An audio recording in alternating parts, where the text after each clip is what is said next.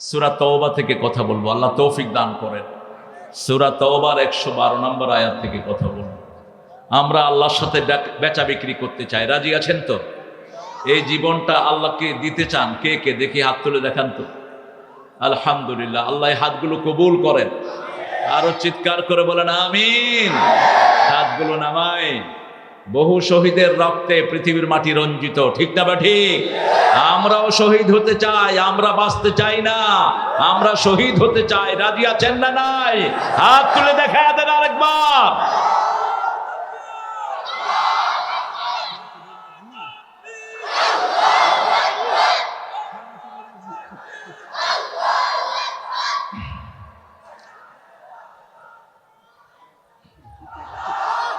ঠিক আছে, কানটা আমাকে দেন। আর এই যে ভাইরা যাচ্ছে, যতটুকু পারেন আপনারা দিবেন ইনশাআল্লাহ। পড়েন আউযু বিল্লাহি মিনাশ শাইতানির রাজীম, বিসমিল্লাহির রাহমানির রাহিম।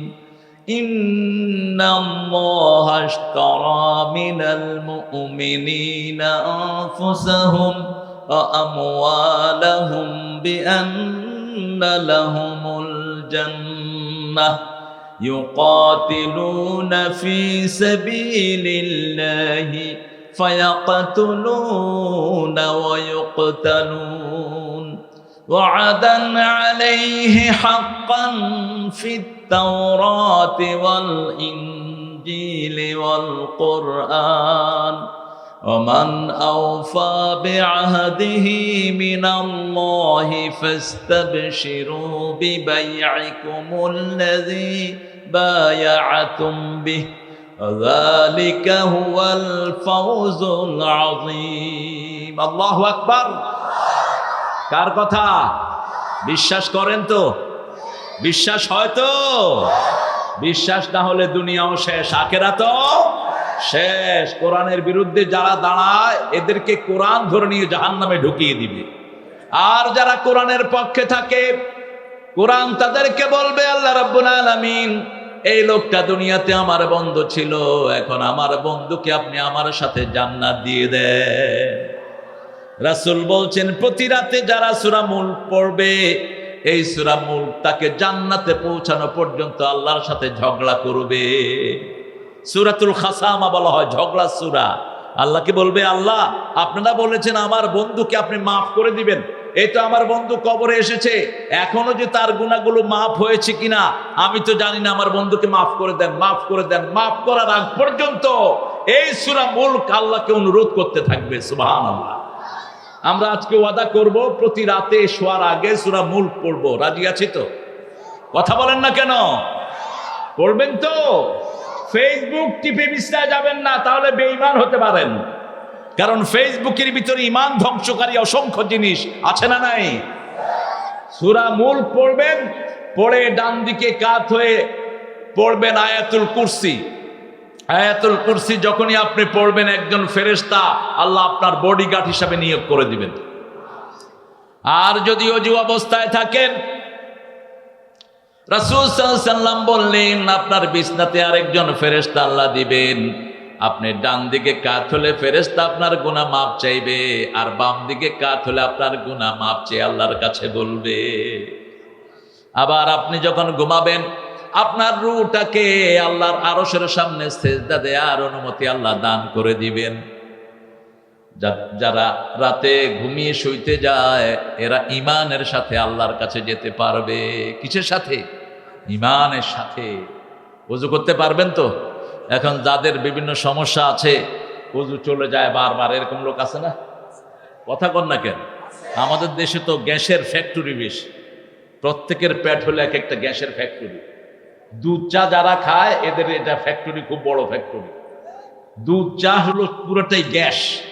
আর আমরা যারা খাওয়ার সাথে সাথে পানি খাই, আমাদের খাওয়াগুলো হজম হয় না। রাসূল নিষেধ করেছেন, খাওয়ার সাথে সাথে পানি যারা খায় এদের ডাইজেস্টিং পাওয়ারটা নষ্ট হয়ে যায়। খাওয়ার মিনিমাম 20 মিনিট পরে পানি খাবেন, আধা ঘন্টা হলো আইডিয়াল টাইম। রাসূল সাল্লাল্লাহু আলাইহি সাল্লাম কখনো খাওয়ার সাথে সাথে পানি খেতেন না। খাওয়ার আধা ঘন্টা পরে পানি খেতেন রাহমাতাল লিল অথবা খাওয়ার আগে গলাটা ভিজিয়ে নিতেন। আবার রাতে, গভীর রাতে তিনি ভারী খাবার খেতেন না। এশার পরে কখনো গোস্ত, রুটি, তারপরে এই যে বিভিন্ন জাতের গুলো ভারী খাওয়া, এগুলো তিনি নিতেন না। রাসূল সাল্লাল্লাহু আলাইহি ওয়াসাল্লাম একটা আইটেম পছন্দ করতেন, গোস্ত খেলে শুধু গোস্ত খেতেন। আর আমরা গরু গোস্ত, ছাগলের গোস্ত, মুরগির গোস্ত, শিয়ালের গোস্ত না, শিয়ালের গোস্ত অনেকে খায়, বাত নাকি ভালো হয় শিয়ালের গোস্ত খায়। তো এখন তো ঢাকা শহরে কুত্তার গোস্তও খাওয়ায়, বিরিয়ানির দোকানে কুত্তার গোস্ত পাইছে। আল্লাহ এগুলোকে হেদায়েত দান করুন।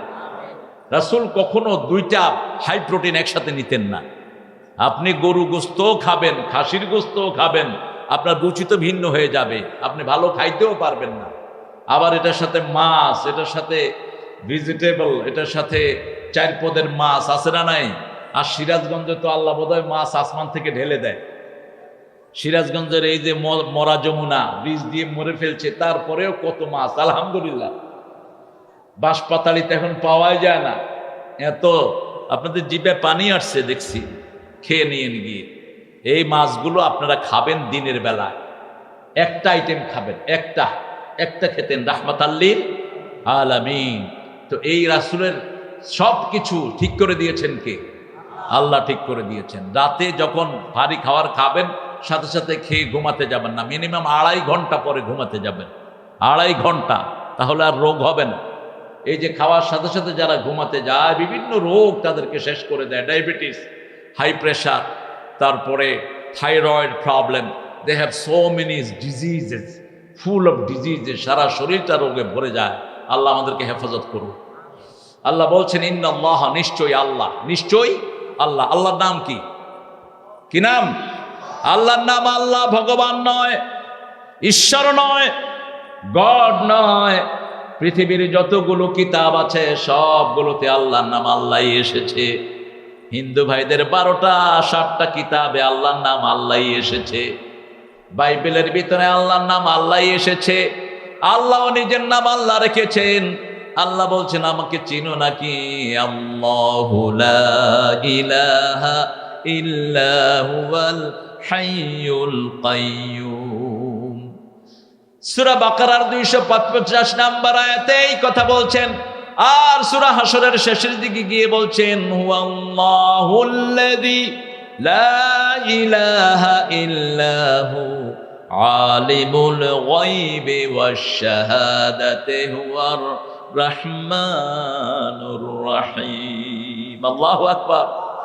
আল্লাহু লা ইলাহা ইল্লা হুয়াল হাইয়ুল কাইয়্যুম, এটা বলেছেন সূরা বাকারায়। আবার সূরা আল ইমরানের শুরুতে বলেছেন আল্লাহু আলিফ লাম মিম নাযালাল কিতাব হুয়াল হাইয়ুল কাইয়্যুম, সেখানেও কাইয়্যুম ব্যবহার করেছেন। কাইয়্যুম মানে চিরস্থায়ী, হাই মানে যিনি সবসময় জেগে থাকেন, চিরজাগরুক। লা তাখুযুহু সিনাতু, তার তন্দ্রাও নাই, নিদ্রাও নাই। তাহলে মানুষ কখনো আল্লাহর সিফত অর্জন করতে পারে? আমাদের তন্দ্রা আছে না নাই? কথা কন না কেন? আমাদের পীর সাহেবদের তন্দ্রা আছে না নাই? আমাদের পীর সাহেবদের নিদ্রা আছে না নাই? তো এদের কাছে গিয়ে চান কেন? এদেরকে অনেকেই ওলি আল্লাহর জায়গায়, এমন জায়গায় রেখেছে যে সব কিছু তাদের কাছে চায়। বাচ্চা চাইবে, এটা চাইবে, সেটা চাইবে। আবার গাউসুল আজম বলে, খবরদার, গাউস একমাত্র কার নাম? আল্লাহর নাম। এটা যেন কোনো মানুষের জন্য বরাদ্দ না হয়। গায়েব জানেন কে?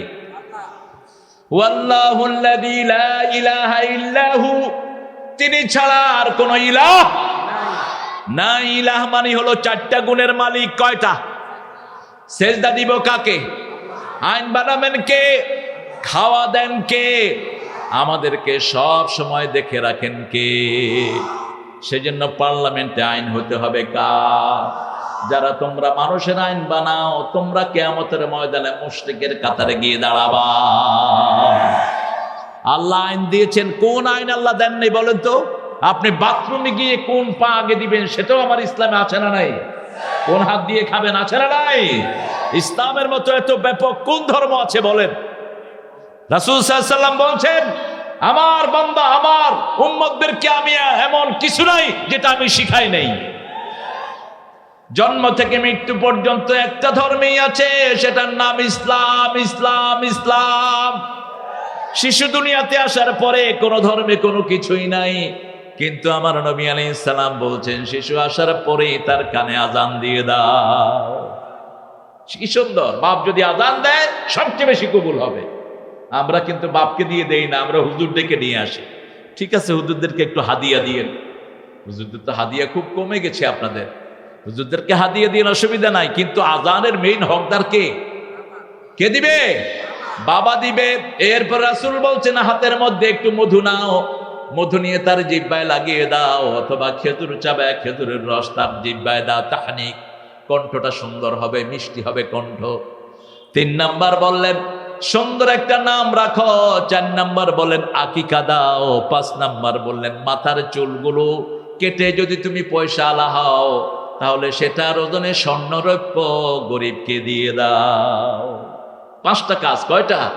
5টা কাজ। দুনিয়াতে আসার সাথে সাথেই বাচ্চার কানে শুনিয়ে দাও আল্লাহু আকবার, আল্লাহু আকবার, আল্লাহ ছাড়া কারো আইন চলবে না, ঠিক কিনা? একজনই সবচেয়ে বড়, তিনি কে? তিনার চেয়ে বড় আর কেউ? পৃথিবীতে এত বরকত আল্লাহ দান করেন, যে এলাকার লোক যত শুকরগুজার সে এলাকার বরকত তত বেশি। আমি দেখি সিরাজগঞ্জের বরকত অনেক বেশি। নদীতে ঘর ভেঙে নিয়ে গেছে, যমুনায় ঘর ভেঙে নিয়ে গেছে, যমুনার পাড়েই এক মুরব্বী ভাঙা একটা ঘরের ভিতরে বাচ্চাদেরকে কোরআন পড়াচ্ছেন। আমি পাশ দিয়ে যাচ্ছিলাম আজ থেকে প্রায় অনেক বছর আগে। তো আমি দাঁড়ালাম, দাঁড়িয়ে বললাম বাবা আপনি কি করছেন? বলছে বাবা কোরআন পড়াচ্ছি। বললাম ঘর কোথায়? কয় ঘর যমুনায় নিয়ে গেছে। হ্যালো, তো যমুনায় নিয়ে গেছে, আপনি কোরআন পড়াচ্ছেন? কয় নিচে যে আল্লাহ দিবেও সে আল্লাহ। সুবহানাল্লাহ বলতে ইচ্ছা করে না, আমার চোখে পানি চলে আসছে। আমি এরকম ফকিরকে আল্লাহ কখনো ফিরাবেন না। সুবহানাল্লাহ বলতে ইচ্ছা করে না। আহা, যতবার সুবহানাল্লাহ পড়বেন জান্নাতে একটা গাছ হয়ে যাবে। একটা গাছের থেকে 70 রকমের ফল আসবে, এক একটা ফলে 70 রকমের মজা হবে। আরো আসতে সুবহানাল্লাহ। সুবহানাল্লাহ যখনই বলেন খুশি হন কে? আবার আল্লাহর হাবিব বলছেন আলহামদুলিল্লাহ, সুবহানাল্লাহ, এগুলো আকাশ জমিন ভর্তি করে কিয়ামতের ময়দানে সওয়াব দিয়ে দিব। সে আল্লাহ রাব্বুল আলামিন নিজের পরিচয় দিচ্ছেন, আমি আলিমুল গায়ব, সব গায়েবের মালিক আমি সব সাক্ষী, সব কিছু আমি দেখি, ঠিক না ঠিক? এমন কোন কাজ নাই যেটা তিনি দেখেন না। সে আল্লাহ রাব্বুল আলামিন বলছেন ইন্নাল্লাহা, নিশ্চয়ই আল্লাহ, ইশতারা, ক্রয় করে নিয়েছেন, মিনাল মুমিনিনা, মুমিনদের থেকে, আনফুসাহুম, তাদের জান, ও আমওয়ালাহুম, তাদের মাল, বিআন্না লাহুমুল জান্নাহ, জান্নাতের বিনিময়ে। মুমিন ছাড়া কারো সাথে আল্লাহ ডিল করতে চান না। এখন মুমিন কারা? আমরা মনে করি মসজিদে গেলেই মুমিন। আল্লাহ বলছেন না, ওয়ামান আরাদাল আখিরাহ ওয়া সাআ লাহা সাইয়াহা ওয়া হুয়া মুমিন। যে আখিরাত চায়, আখিরাতের জন্য চেষ্টা করে, তার নাম আল্লাহর খাতায় মুমিন হয়ে যায়। শুনো মুমিন মুসলমান, করি আমি নিবেদন, এ দুনিয়া পানা হবে জেনে জানো না। কার কথা? আল্লাহর কথা। লিখেছেন কোন কবি? হ্যাঁ, আমাদের জাতীয় কবি। কি নাম? নজরুল। আল্লাহ এই হাতগুলো কবুল করেন। আর যারা পড়েন নাই, আজকে থেকে নিয়ত করব আর ছাড়বো না। রাজি আছি? রাজি আছি? আজকে এখান থেকে গিয়ে আগে এসা পড়বেন। কয় রাকাত জানি? কয় রাকাত? আপনি সুন্নত টুন্নত পড়েন না, আগে শুধু ফরজগুলো পড়েন। অভ্যাস হোক আপনার। আগে কি পড়েন? ফরজ পড়েন। ফরজ পড়লে আস্তে আস্তে এমনি সুন্নতের মোহাব্বত হয়ে যাবে। রাসূল সাল্লাল্লাহু আলাইহি ওয়াসাল্লামের কাছে একজন সাহাবী আসলেন, এসে বললেন ইয়া রাসূলুল্লাহ, আমি বেহেশতে যেতে চাই। আপনারা বেহেশতে যেতে চান না? বেহেশত আল্লাহ দিতে চান, আমাদের নিতে বাকি। রাসূল সাল্লাল্লাহু আলাইহি ওয়াসাল্লাম বলছেন তুমি পড়ো লা ইলাহা ইল্লাল্লাহু মুহাম্মাদুর রাসূলুল্লাহ সাল্লাল্লাহু। এরপরে কি করবো ইয়া রাসূলুল্লাহ? 5 ওয়াক্ত নামাজ পড়বা। কয় ওয়াক্ত? 5 ওয়াক্ত। রাসূল সাল্লাল্লাহু আলাইহি ওয়াসাল্লাম বললেন ফজর 2 রাকাত, ফরজ কয় রাকাত? 2 রাকাত, যোহর 4 রাকাত, আসর 4 রাকাত, মাগরিব এশা। তো তুমি এগুলো পড়ো। আর যদি সময় পাও, ভালো লাগে, আরো 12 রাকাত পড়ো, ফজরে আরো 2 রাকাত যোগ করো, জোহরে 6 রাকাত যোগ করো, মাগরিবে 2 রাকাত, এশায় 2 রাকাত। এই 12 রাকাত সুন্নত যদি পড়তে পারো, তোমাকে আল্লাহ জান্নাতে একটা প্রাসাদ বানায়া দিবে। তোমাকে আল্লাহ আমার সাথে জান্নাত দিবে। 2টি বর্ণনায় এসেছে হাদিসে। এই সুযোগ কে না ছাড়। আপনাদের যাদের নামাজ পড়েনি না, আমি গতকাল যাচ্ছিলাম এই রংপুর থেকে ঢাকায়, বগুড়াতে একটা হোটেলে আমি নাস্তা করেছি। ওই হোটেলের একটা মেসিয়ার ও আমার আলোচনা শুনে, ওর আম্মার সাথে দেখা। আম্মা ওই হোটেলে চাকরি করে, ঝিয়ের কাজ করে, ধোয়াপালের কাজ করে। তোর আম্মা বলছে, বাবা আপনাকে পছন্দ করে কিন্তু এই নামাজ পড়ে না। আমি বললাম, বাবা তুমি আমাকে ভালোবাসো? বলছো, হুজুর বাসি। নামাজ পড়ো? কো হুজুর আমি নামাজ জানি না। আমি বললাম, তুই শুধু ইমামের পিছনে গিয়ে উঠবস করবা, আল্লাহ তোমার নামাজ কবুল করে নেবে। আর মসজিদে গেলেই 3টা সূরা আল্লাহ উপহার দেন। কয়টা? আলহামদুলিল্লাহ রাব্বিল, কুল হুয়াল্লাহু, ইন্না আতাইনা। একবার শুনলেই মুখস্থ হয়ে যাবে। আর ইমাম হুজুরের সাথে উঠবস করবা। আর নামাজের সালাম ফিরানোর পরে ইমাম হুজুরকে বলবা, হুজুর আমাকে 5 ওয়াক্ত নামাজ শিখায়া দেন। বাংলাদেশে এমন কোন কঠিন ইমাম নাই যে ইমাম তার মুসল্লিকে বলবে আমি তোমার নামাজ শিখাবো না। বলবে কেউ? বরং খুশি হয়ে কপালে চুমু দিবে, ঠিক কি না? বাবা তুমি নামাজ শিখতে আসছো, আসো। বেতন যত কমই দেন, ইমামদের চেয়ে ভালো মানুষ আমাদের সমাজে নাই, কিন্তু এদের বেতন হলো সবচেয়ে কম বেতন, কিন্তু মুখে সবসময় হাসি, ড্রেসটা সবচেয়ে সুন্দর। আর অফিসে যেগুলো ঘুষ খায়, এগুলো চেহারা দেখলে মনে হয় জুতা দিয়ে পিটাই। সালামের উত্তর দেয় না, মুখটা দেখলেই মনে হয় অভিশপ্ত। সালাম দিবেন এরম করে, তোর মুখের কি হয়েছে মূর্খ? ঠোঁট 2টা লাড়াতে পারস না? 5 কেজি মাথারে এরকম করস। ওর ঠোঁট লাড়ানো আল্লাহ বন্ধ করে দিয়েছেন। ওর থেকে দোয়ার কথা আসবে না, ও তো হারামখোর। এই হারামখোররাই বাংলাদেশকে ধ্বংস করেছে। 3 টাকার চাকরি করে, কোটি কোটি টাকার সম্পদ তার আছে না নাই? তবে আফসোসের বিষয় হলো, এটা হারাম আছে যেখানে আরাম নাই, হালাল আছে যেখানে শান্তি আছে। কি শান্তি! মসজিদে শান্তি, ঘরে শান্তি, বাহিরে শান্তি, ঠিক না বেটি? রাসূল সাল্লাল্লাহু আলাইহি সাল্লাম তারপরে বললেন, শুনো, রমজান মাস যখন আসবে রোজা রাখবা। তারপরে যদি তোমার কাছে রাস্তার পয়সা থাকে হজে যাবা। আর যদি পয়সা থাকে হিসাব করে যাকাত দিবা। সাহাবী বললেন, ইয়া রাসূলুল্লাহ এতটুকুই? বলছে, হ্যাঁ। বলছে, আমি কিছু বাড়াবো না, কিছু কমাবো না। রাসূল সাল্লাল্লাহু আলাইহি সাল্লাম বললেন, যখন তিনি উঠে গেলেন, কেউ যদি জান্নাতি লোক দেখে খুশি হতে চাও, এই লোকটার দিকে তাকাও। এই লোকটা জান্নাতি। এই লোকটা কি? জান্নাতি। 5 ওয়াক্ত নামাজ পড়বো তো। যারা রাতে এশা পড়ে শোয় না, ওরা কাফের অবস্থায় ঘুমায়। আর আমার নবী সাল্লাল্লাহু আলাইহি সাল্লাম বলছেন, যদি তুমি আশা ইমাম হুজুরের সাথে জামাতে পড়তে পারো, অর্ধেক রাত পর্যন্ত তোমার নামাজের ভিতরে সওয়াব লেখা হতে থাকবে। তুমি ঘুমাবা, কিন্তু আল্লাহর ফেরেশতারা লিখবে তুমি নামাজই পড়ছো। আল্লাহু আকবার। এরপরে যদি ফজর জামাত ইমামের সাথে পড়তে পারো, সারা রাত তোমার নামাজের ভিতরে শামিল হয়ে যাবে। আবার ফজর পড়লা, ফজর থেকে জোহর পর্যন্ত। ফজর যখন পড়লা, জোহর যখন ইমাম সাহেবের সাথে পড়বা, মধ্যখানের এই সময়টাও তোমার নামাজের ভিতরে শামিল হয়ে যাবে। আবার জোহর পড়বা, আসর যদি ইমামের পিছনে পড়ো, তাহলে 24 ঘন্টায় তোমার নামাজ হয়ে যাবে। সুবহানাল্লাহ। বেশি জোরে হলো না? আরো চিৎকার করে বলেন সুবহানাল্লাহ। রাসূল সাল্লাল্লাহু আলাইহি সাল্লাম বলছেন, তোমাদের কারো বাড়ির সামনে দিয়ে যদি নদী যায়, আর যদি 5 বার গোসল করো, শরীরে কোনো ময়লা থাকবে? সাহাবায়ে কেরাম বললেন, না, থাকবে না। নামাজ হলো এরকম সালাত, যারা 5 ওয়াক্ত পড়বে তাদের সব ময়লা আবর্জনা আল্লাহ দূর করে দিবেন। ওযু যারা করে তাদের প্রত্যেকটি অঙ্গ থেকে গুনাহ ঝরিয়ে দেন কে? আল্লাহ গুনাহ ঝরিয়ে দেন। সেজন্য আল্লাহ বলছেন, যারা 5 ওয়াক্ত মসজিদে যায়, ফাস্তাশহাদু বিল ঈমান, ও নবী আপনি তাদেরকে মুমিনের সার্টিফিকেট দিয়ে দেন। হাদিসের কথাগুলো আল্লাহর কথা বলেছেন মুহাম্মদ সাল্লাল্লাহু। আমাদের দেশে কিছু মুরুক্ষের জন্ম হয় বিভিন্ন সময়, কয় আহলে কোরআন, আমরা শুধু কোরআন মানি। কেউ যদি বলে শুধু কোরআন মানি হাদিস মানি না, ও একেবারে পিওর কাফের। কারণ হাদিস ছাড়া কোরআন মানা কখনোই সম্ভব নয়। হাদিস কি রাসূলের নিজের কথা?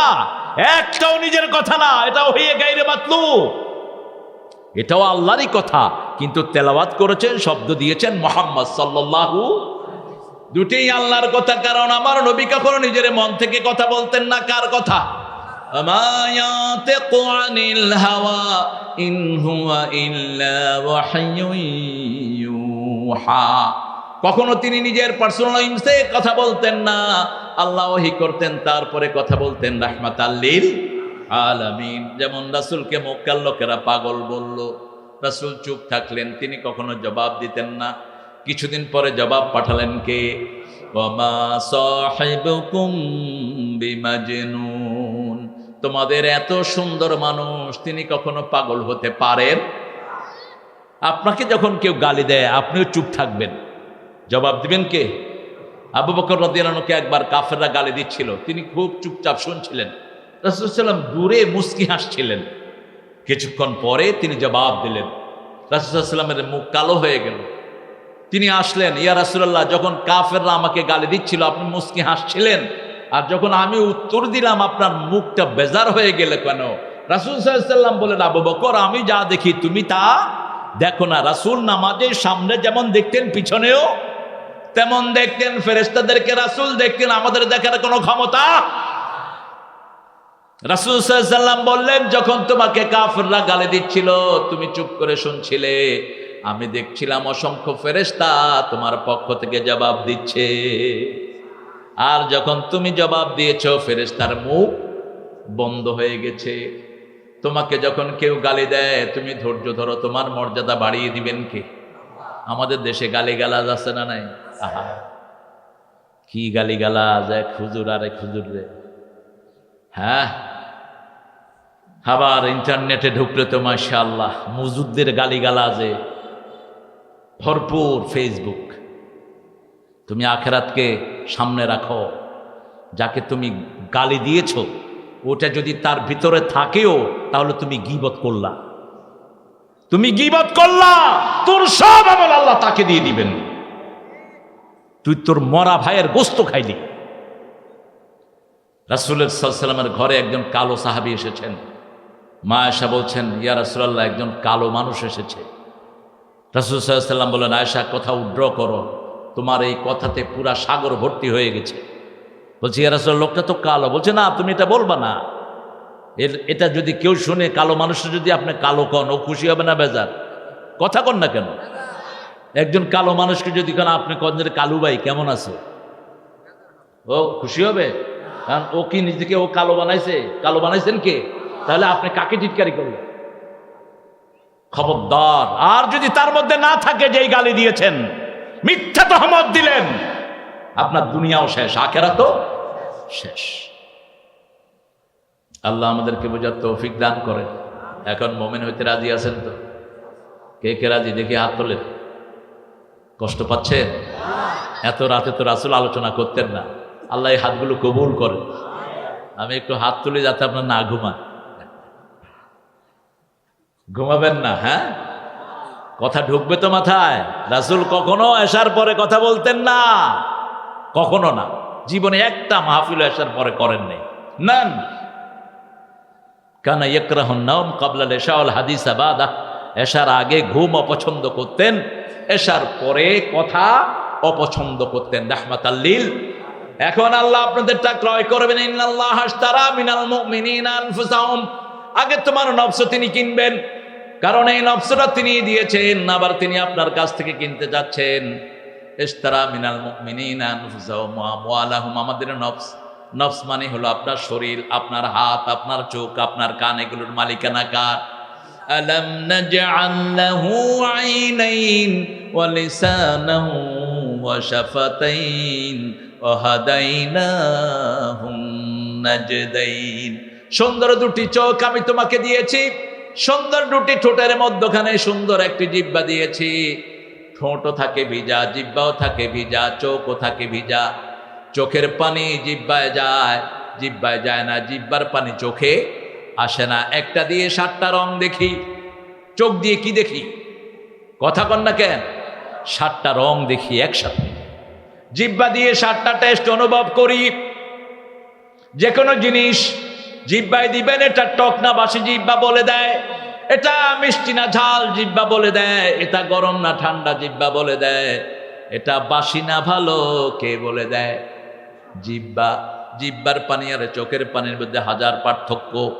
চোখের যেই পানি, এই পানি এত দামি পানি, চোখের পানি যখন শুকিয়ে যায়, আমাদের দেশে এই পানিগুলো হয় না, জার্মানে হয়। জার্মান থেকে চোখের পানি নিয়ে আসতে হয়, ওটা ঢুকানো হয়। কি এলিমেন্ট দিয়ে আল্লাহ বানিয়েছেন? এতদিন চোখ পানিতে ভিজে থাকে কিন্তু চোখ পচে যায় না। আবার চোখেও হাড্ডি নাই, জিহ্বাতেও হাড্ডি নাই। রাসূল বলছেন, 2 হাড্ডি ছাড়া জিনিসের নিরাপত্তা যদি তোমরা দাও, আমি তোমাদেরকে জান্নাতের নিরাপত্তা দেব। আজমান আলাকুমুল জান্নাহ। 2 ঠোঁটের মধ্যখানে যেটা, 2 উরুর মধ্যখানে যেটা, এই 2টার নিশ্চয়তা যদি কেউ দিতে পারে, তাকে আল্লাহ জান্নাতের নিশ্চয়তা দিয়ে দিবেন বলেছেন মুহাম্মদ সাল্লাল্লাহু। এই জন্য জিহ্বা কখনো বাজে কথার জন্য ব্যবহার করবেন। রাসূল একদিন বলছেন সাল্লাল্লাহু, অনেক ছেলে মেয়ে আছে পিতামাতাকে লানত করে। আপনারা না, আপনারা ভালো মানুষ। সাহাবায়ে কেরাম বলেন, এরা কারা, কোন ছেলে মেয়ে? বলছে অন্যের পিতামাতাকে গালি দেয়, সেই গালি এসে নিজের পিতামাতার উপরে পড়ে। আপনাদের অবশ্য সিরাজগঞ্জে গালিগালাজ নাই? হ্যাঁ, বেশি না কম? বোরে গালিগালাজ করেন? হ্যাঁ, বোরে গালিগালাজ করবেন, সংসার শেষ। আপনার পোলা শিখবে এগুলো, যে আমি বিয়ে করে যায় না, আমি ওই মাঞ্জের এরকম গালি দেব। আর যেই মেয়েটা গালি খেলো, ওর মনটা ছোট হয়ে যায়, ঠিক না বা ঠিক? ও যদি আপনার মেয়ে হয়, তার মন ছোট হয়ে যাবে। কেন মেয়ে হিসেবে জন্ম নিলাম? কেন জন্ম নিলাম? মেয়ে হিসাবে গালিগালাজ খেতে হবে, মায়ের খেতে হবে। বিবির গায়ে হাত তুলে এরকম বেয়াদব বাজে লোক বাংলাদেশে আছে না নাই? সিরাজগঞ্জে আছে না নাই? চেয়ারম্যান সাহেবকে দায়িত্ব দেব, যে বউ পিটায় তাকে পিটায় আত্মরা করে জেলখানায় পাঠিয়ে দাও। পিটানোর দায়িত্ব দিছে কে তোকে? কোথায় পেয়েছিস? মা আয়েশা সিদ্দিকা সহ রাসূলের 11 জন বিবি ছিল। কয়জন? 11 জন বিবি বলছেন, কোনদিন আমাদেরকে চোখ রাঙিয়ে কথাও বলেন নাই, কথাও বলেন নাই। একবার 11 বিবি বিভিন্ন দাবি দেওয়া দিল, রাসূল সাল্লাল্লাহু আলাইহি সাল্লাম দাবি দেওয়ার উত্তর না দিয়ে মসজিদে নববীতে 29 দিন থাকলেন, কথা বললেন। কারণ আমার আল্লাহ রাব্বুল আলামিন সূরা নিসার ভিতরে বলছেন, আশিরুহুন্না বিল মারুফ। সাংসারিক জীবনে সর্বশ্রেষ্ঠ কথা বিবির সাথে বলবা, বিবিকে সুন্দর নামে ডাকবা, বিবিকে সবচেয়ে বেশি আদর দিবা। বিবির সাথে খেলাধুলা করতেন রাহমাতাল লিল, মরুভূমিতে দৌড় দিতেন মা আয়েশাকে নিয়ে রাহমাতাল লিল। আবার মা আয়েশা কুস্তি দেখতেন, এটার ব্যবস্থা করে দিতেন রাহমাতাল লিল আলামিন। ছোট্ট ছোট্ট বাচ্চারা পুতুল নিয়ে খেলে, আমার মা আয়েশাও পুতুল নিয়ে খেলতেন। তবে আমাদের পুতুলগুলোর সাথে ওই পুতুলের কোনো মিল। তিনার পুতুলগুলো ছিল কাপড়ের পুতুল, মুখটুক দেখা যেত না। তিনি একবার একটা ঘোড়া বানালেন, একটা ঘোড়া মা ফাতেমা বানালেন। ফাতেমা বানিয়ে মা আয়েশা বানালেন, ওটার ঘোড়ার ডানা দিলেন, কাপড় দিয়ে ডানা দিয়েছেন, মুখ বোঝা যায় না। তো ওই যে বেড়ার রেলিং থাকে না, এটা কি বলেন আপনারা? বেড়ার উপরে জিনিস রাখি না আমরা অনেক সময়, ওখানে রেখেছেন। হ্যাঁ, কি সিলিং? এই তো, বাংলা জানে না, ইংরেজি জানে সবাই। ভালো ছেলে পেলে তো বিশাল শিক্ষিত। ইউনিভার্সিটি চিনে, বিশ্ববিদ্যালয় চিনে না। রিক্সাওয়ালারে কয় বিশ্ববিদ্যালয়ে যাইবা, কয় না চিনি না। চিন্তা করলো, কিরে বিশ্ববিদ্যালয় এত কাছে, এগুলো বিশ্ববিদ্যালয় চিনে না। কয় ছেলে ইউনিভার্সিটিতে যাবেন, কয় ইংরেজি কন কেন, বাংলা কইতে পারেন না? মানে ইউনিভার্সিটি হলো বাংলা আর বিশ্ববিদ্যালয় হলো ওর কাছে ইংরেজি। যেমন আমরা যদি চেয়ারের বাংলা কই, কেউ চিনবে? চেয়ারের বাংলা কি? কেদারা। যদি কয় কেদারা ম্যান, কেদারা মানুষ, কেব কে না কে আছে। আর যদি কেন চেয়ারম্যান, তাহলে আমার প্রামাণিক ভাই। এটার বাংলা কি? কেদারা মানুষ। তো কেদারা মানুষ করলে মানুষ পুষতেও না, কি এর কেদারা মানুষ, এটা এটারে। কিন্তু যখনই চেয়ারম্যান, যদি কোন যে আপনার মাথায় বসার জায়গা আছে কিচ্ছু বলবে না, আর যদি কোন সিট আছে, কি বলেন, কিলে কিলে হবে কি না? বিশাল কিলে কিলে। মা আয়েশা সিদ্দিকা রাদিয়াল্লাহু আনহা বিয়ে হয়েছে কয় বছরে? 9 বছরে রাসূলের ঘরে এসেছেন। আগ হয়েছে 6 বছরে, মুসলিম শরীফের বর্ণনা। এখন মেডিকেল সায়েন্স বলছে 9 বছরে মেয়ে বালেগা হয়। আপনার 9 বছরের মেয়েকে পর্দা ছাড়া বাহিরে বের করবেন না। আপনার 9 বছরের মেয়েকে হাফ প্যান্ট পরায়া কোথাও পাঠাবেন না। আপনার 9 বছরের মেয়েকে বোরকা ছাড়া বাহিরে দিবেন না, লম্বা ড্রেস ছাড়া পরাবেন না। কি হয়েছে? চা সবাই দাও, খাইছে সবাই। আরে দাও ফালা, আর লোকেরা খাবে তো। আমাদের কিছু হুজুর আছে ভালোই চা খায়, আমার খাওয়া টাওয়া লাগে না খুব একটা। একটু অনুমতি দিয়েন আপনারা সুযোগ মতো। হ্যাঁ খাবো, চোখ দিবেন না তো আবার। আল্লাহ কবুল করুক। কত বিনয়ী রাসূল, কিন্তু সমাবেশে খেলে সবাইকে দিয়ে খেতেন, আর নইলে খেতেন না। যেমন আসরের নামাজ পড়লেন আবু হুরায়রা রাদিয়াল্লাহু আনহু, তিনি বলছেন আমার ক্ষুধায় পেট অস্থির হয়ে যাচ্ছে, আমি খুব কাতরাচ্ছি ক্ষুধায়। আমি আবু বকর রাদিয়াল্লাহু আনহুকে সালাম দিলাম, উনি সালামটা নিয়ে চলে গেছে। ওমর ফারুককে সালাম দিলাম, সালাম নিয়ে চলে গেছেন। রাসূল সাল্লাল্লাহু আলাইহি ওয়াসাল্লাম আগেই আমাকে সালাম দিয়ে দিলেন, আর বললেন আবু হুরায়রা মনে হয় কিছুই খাও নেই, নামাজের পরে আমার সাথে দেখা করো। আবু হুরায়রা রাদিয়াল্লাহু আনহু বলছেন নামাজ পড়ে আমি রাসূল সাল্লাল্লাহু আলাইহি ওয়াসাল্লামের ঘরে গেলাম। রাসূল সাল্লাল্লাহু আলাইহি ওয়াসাল্লাম বললেন, ও আয়েশা ঘরে কি আছে? অর্ধেক গ্লাস দুধ। এবার আবু হুরায়রাকে রাসূল সাল্লাল্লাহু আলাইহি ওয়াসাল্লাম বললেন, মসজিদে নববীতে যত না খাওয়া মানুষ আছে সবাইকে নিয়ে আসো। আবু হুরায়রা রাদিয়াল্লাহু আনহু বলছেন আমার মনটা খারাপ, অর্ধেক গ্লাস দুধ আমি খাবো কি, মানুষকে দিব কি? কিন্তু রাসূল সাল্লাল্লাহু আলাইহি ওয়াসাল্লাম বলছেন হুকুম অমান্য করার কোনো উপায়। আমি আসলাম, প্রথম আমাকে বললেন ইশরিব ইয়া আবা হুরায়রা, আবু হুরায়রা তুমি পান করো। আমি পান করা শুরু করলাম। হাত্তা শাবিআত ফামি ইয়াদি বাতনি, খেতে খেতে আমার মনে হলো আমার পেট, আমার চোখ, আমার হাত পা সব যেন দুধে দুধে ভরে গেল। কিন্তু যেখানে দুধ সেখানেই সবাইকে খাওয়ালেন। সবাইকে খাওয়ানোর পরে পান করলেন রাহমাতাল লিল আলামিন। ইসলাম আছে যেখানে বরকত আছে সেখানে, ইসলাম নাই যেখানে বরকত নাই সেখানে। মা আয়েশা সিদ্দিকা রাদিয়াল্লাহু আনহা 9 বছর বয়সে রাসূলের ঘরে বিবি হয়ে আসলেন। এই মা আয়েশার সাথে পুতুল খেলতেন ওনার বান্ধবীরা। যখন বান্ধবীরা ওনার ঘরে আসতেন, রাসূল ওই বান্ধবীদেরকে ঘর ছেড়ে দিয়ে তিনি মসজিদ নববীতে চলে যেতেন, আর বলতেন তুমি তোমার বান্ধবীদের কাছে আনন্দ করো। রাসূল সাল্লাল্লাহু আলাইহি ওয়াসাল্লামের চোখে ওই যে ঘোড়াটা পড়লো, রাসূল সাল্লাল্লাহু আলাইহি ওয়াসাল্লাম বলেন আয়েশা ওটা কি? কয় এটা ঘোড়া। কয় ঘোড়ার ডানা কেন? কয় ইয়া রাসূলুল্লাহ আপনি জানেন না সুলাইমান আলাইহিস সালামের ঘোড়ার ডানা ছিল। ঘোড়ার কি ডানা হয়? উনি বলছেন, রাসূল মুস্কি হাসলেন। সুবহানাল্লাহ বলতে ইচ্ছা করে না? কোন বাচ্চার আবদারকে তিনি কখনো ফেলে দিতেন না। তিনি চাঁদনি রাতে বিবিকে নিয়ে দৌড় দিতেন। মা আয়েশা সিদ্দিকাকে ফাস্ট করে দিয়েছেন 1 বার 2 বার 3 বার, চতুর্থবার রাসূল ফাস্ট হয়ে গেছে। এবার জিজ্ঞেস করলেন কি খবর আয়েশা, তুমি আজকে পিছনে পড়লে কেন? মা আয়েশা বলছেন আমি বেশি খেয়েছি তো একটু ভারী হয়ে গেছে, আগে যেতে পারিনি। আসলে রাসূলের সাথে কম্পিটিশনে কারো পক্ষে পারা সম্ভব? তিনি মা আয়েশাকে আগে দিতেন। এইভাবে তিনি বিবিদের অধিকার দিতেন রাহমাতাল লিল আলামিন। আমার আল্লাহ বলছেন আমি মুমিনদের থেকে জানগুলো কিনে নিতে চাই, আপনার হাত আপনার পা। আল্লাহ বলেছেন এই চোখ বাজে জায়গায় ব্যবহার করবা না।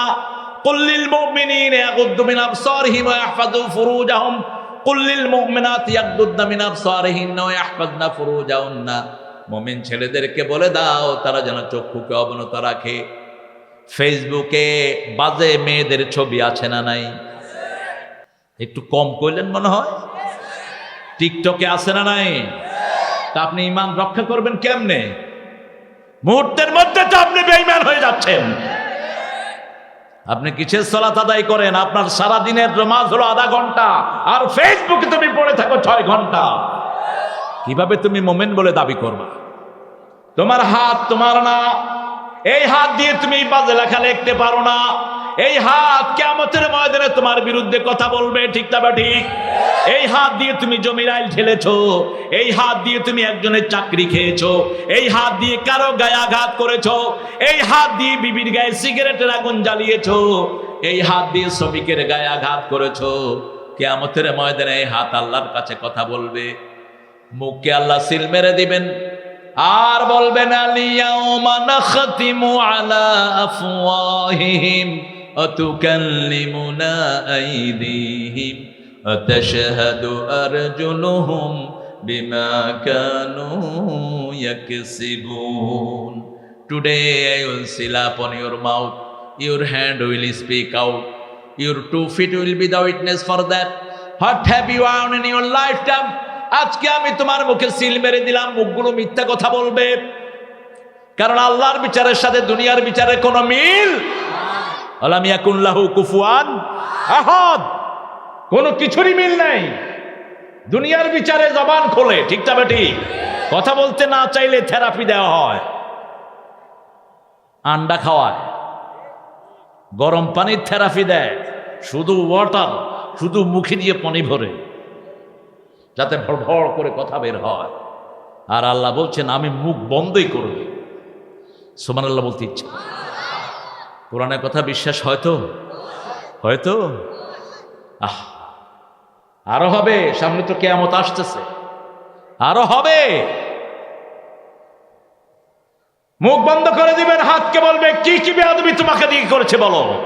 হাত বলবে এই হাত দিয়ে বৃদ্ধদের ভাতা চুরি করে খেয়েছে, এই হাত দিয়ে জনগণের চাউল খেয়েছে, এই হাত দিয়ে করুণার চাউল পর্যন্ত খেয়ে ফেলেছে, এই হাত দিয়ে যমুনা নদীর সর্বনাশ করেছে, এই হাত দিয়ে জমিনের আইল ঠেলেছে, এই হাত দিয়ে বিবির গায়ে হাত তুলেছে, পরনারী স্পর্শ করেছে। আজকের মেডিকেল সায়েন্স বলছে একজন মানুষ সারা জীবন যা কাজ করে তার সবটাই হাতে থেকে যায়। এই হাতের ভিতরে রেখা আছে, ফিঙ্গারপ্রিন্ট বলা হয়। কিয়ামতের ময়দানে আল্লাহ বলবেন ফামান ইয়ামাল মিসকালা যাররাতিন খায়রান ইয়ারাহু ওয়া মান ইয়ামাল মিসকালা যাররাতিন শাররান ইয়ারাহু। যাররা পরিমাণ, যাররা হলো যেটা খালি চোখে দেখা যায় না, যাররা পরিমাণ যেই আমল মানুষ করেছে সেই আমলের চিহ্ন হাতের মধ্যে রেখে দিবেন কে? আল্লাহ রেখে দিবেন।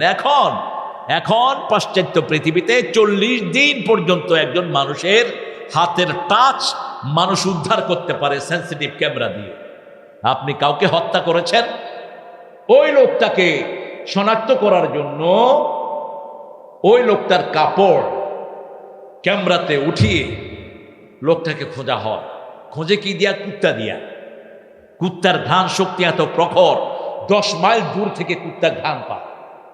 আপনি দেখবেন কুত্তা ঘর থেকে বেরিয়ে এরম করে, কি করে? এ না কুচু করে। আল্লাহর একটা আজীব প্রাণী এই কুকুর। কুকুর যা দেখে আমরা তা দেখি না। আজানের সময় কুকুর চিল্লায় না কেন? শয়তান পালায়, কি করে? আর বায়ু ছাড়তে পালায়। কত সুন্দর কথা বল। এই শয়তান দেখে, ওই যে কুকুর দেখে শয়তান যে পালাচ্ছে, আবার কুকুর বিপদ দেখে, ওই জন্য রাতের বেলায় কাঁদে। কুকুর কাঁদলে আপনি কি করবেন? আপনি লা ইলাহা ইল্লা আনতা সুবহানাকা ইন্নী কুনতু মিনাজ জালিমিন। এই কুকুর দিয়ে তারা কুকুর ব্যবহার করেছিল আসহাবে কাহফের লোকেরা। সেই কুকুর আসহাবে কাহফের সাথে কোথায় যাবে? কোথায় যাবে? কুকুর ঘরে ঢুকাবেন না, বাহিরে পালেন। ঘরে ঢুকালে 1 কেরাত সওয়াব বেরিয়ে যাবে। 1 কেরাত মানে জাবালাতাইন আযীমাতাইন, বিশাল পাহাড় পরিমাণ, 2 পাহাড় পরিমাণ সওয়াব আমলনামা থেকে বেরিয়ে যাবে। আর যদি কারো জানাজায় শামিল হন, লাশটাকে গোসল করান, কবর পর্যন্ত, দাফন পর্যন্ত যান, প্রতি কাজে 1 কেরাত করে সওয়াব আপনাকে দান করবেন কে? রাসূলকে জিজ্ঞেস করা হলো মা হুয়াল কেরাত, কেরাত কি? রাসূল সাল্লাল্লাহু আলাইহি ওয়াসাল্লাম বললেন জাবালাতাইন আযীমাতাইন, 2 বিশাল পাহাড় পরিমাণ সওয়াব আপনার আমলনামায় আল্লাহ দিয়ে দিবে। কুত্তারে চুমু খায়, কুত্তাই চুমু খায়। কুত্তারে মানুষ চুমু খেতে পারে? নোংরা। এই সংস্কৃতি আমার দেশে আছে না নাই?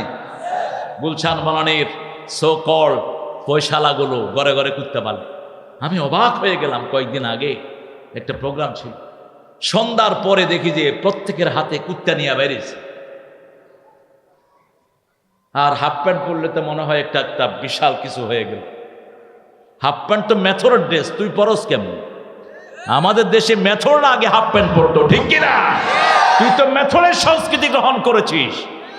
তোমার উরুটা ঢাকা রাখবা, কারণ শরীরের মালিক তুমি না, শরীরের মালিক কে? পরের জায়গা পরের জমিন, সবার মুখস্থ বাস্তব কথা। শরীরটা আমার নয়, আমার হলে আমার চোখ আমার কথা শুনতো, ঠিক না? ঠিক। আমি তো চোখ দিয়ে দেখি, চোখ দিয়ে খাওয়ার কোনো অধিকার আমার নাই। যেমন এই টুপিটা আমার, টুপিটা কি? আমি টুপিটা মাথা থেকে খুলে আমার মাথার তলেও দিতে পারি, ঠিক না? ঠিক। এই ঘড়িটা আমার, ঘড়িটা আমি এখানে না লাগাই ঠেঙ্গাও লাগাইতে পারি। কিন্তু আল্লাহ বলছেন প্রত্যেকটি অঙ্গ প্রত্যঙ্গ হুকুম মানে কার? শুধু আমাদেরকে একটু স্বাধীনতা দিয়েছেন, এটাও দেখতে পারো, এটাও দেখতে পারো। এই স্বাধীনতার জন্য আমাদের বিচার করবেন কে? আপনার পা গুলো, আপনার হাতগুলো আল্লাহর হুকুম মতো আপনি লাগাবেন, তাহলে আপনি মুমিন। তাহলে আপনি কি? মুমিন। ইন্নাল্লাহা আশতারা মিনাল মুমিনিনা আনফুসাহুম ওয়া আমওয়ালাহুম। সম্পদের মালিক কে? আপনি মালিক সম্পদের? অসম্ভব। আপনি একটু চিন্তা করেন তো ইসরায়েলিদের কথা। 3 দিন আগে বিশাল বিল্ডিং এ শুয়ে শুয়ে এসিতে বাতাস খায় আর স্বপ্ন দেখছে কোটি টাকার। একটা সে রকেট এসে পড়লো আর রাস্তায় নেমে গেল, দুনিয়া থেকে বিদায় হয়ে গেল, ঠিক না? ঠিক। কিছুই আপনার না। আমার দেশে এরকম চিত্র আছে না নাই? শেয়ার ব্যবসার ভিতরে কোটিপতি মানুষ শেয়ার ব্যবসায় গেছে, পরের দিন দেখে টাকা পয়সা কিছুই নাই। সম্পদগুলো আল্লাহ আপনাকে দিয়ে দেখেন, পৃথিবীতে এমন কোন মানুষ নাই যার 14 পুরুষই পয়সা আলা। দেখা যায় বাপ ফকির, ছেলে পয়সা আলা হয়, আবার ছেলে পয়সা আলা, তার ছেলে আবার ফকিরিতে চলে যায়, আছে না নাই? এইভাবেই মানুষের ভিতরে এটা ঘুরতে থাকে। আল্লাহ বলছেন ইন্নাল্লাহা আশতারা মিনাল মুমিনিনা আনফুসাহুম ওয়া আমওয়ালাহুম বিআন্না লাহুমুল জান্নাহ। আমি তার শরীরটা আগে কিনে নিয়েছি। এই শরীর তখনই আপনি আল্লাহর কাছে বিক্রি করলেন যখন আযান হবে। আপনি কোথায় যাবেন? যদি মসজিদে যান তাহলে বুঝতে হবে আপনি কার কাছে বিক্রি করেছেন। ও যদি না যান তাহলে আপনি বিক্রি করেন। এই শরীর যখন আপনি কোনো হারাম ব্যবসায় লাগাবেন না, তখনই বোঝা যাবে এই শরীর আপনি কার কাছে বিক্রি করেছেন। আল্লাহর কাছে বিক্রি করেছেন। আল্লাহ রাব্বুল আলামিন বলছেন বিআন্না লাহুমুল জান্নাহ, জান্নাতের বিনিময়ে আমি তোমাদেরকে তোমাদের জান আর তোমাদের মাল নিব, আর তোমাদেরকে আমি জান্নাত দিয়ে দেব। তবে একবার কাজের কথা শুনো, কোন কাজ করতে হবে? ইউকাতিলুনা ফি সাবিলিল্লাহ, হত্যা করবা পরস্পরকে আল্লাহর রাস্তায়। কার রাস্তায়?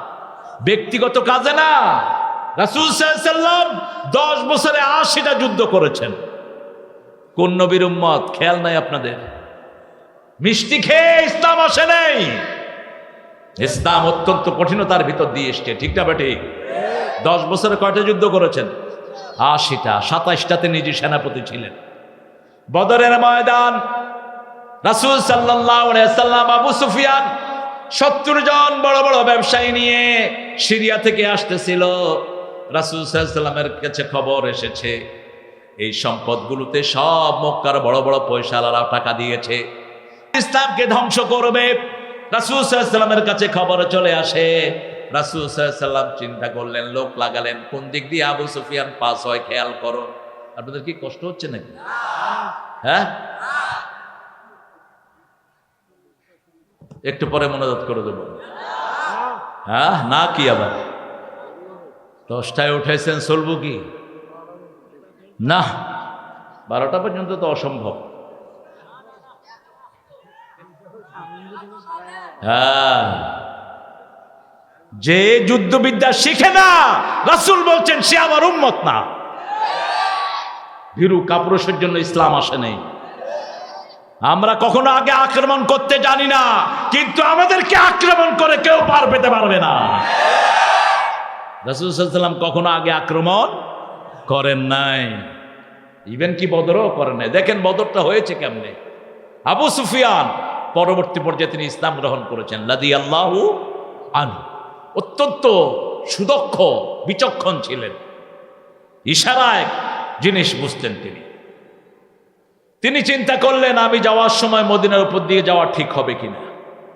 সিরিয়া থেকে যাওয়ার সময় পথটা হলো মদিনার উপর দিয়ে, মদিনা থেকে পশ্চিমে হলো সিরিয়া, সিরিয়া হলো আজকের শাম, যেটা রাসূলের হাদিসে এসছে 5টা দেশ মিলে হলো শাম।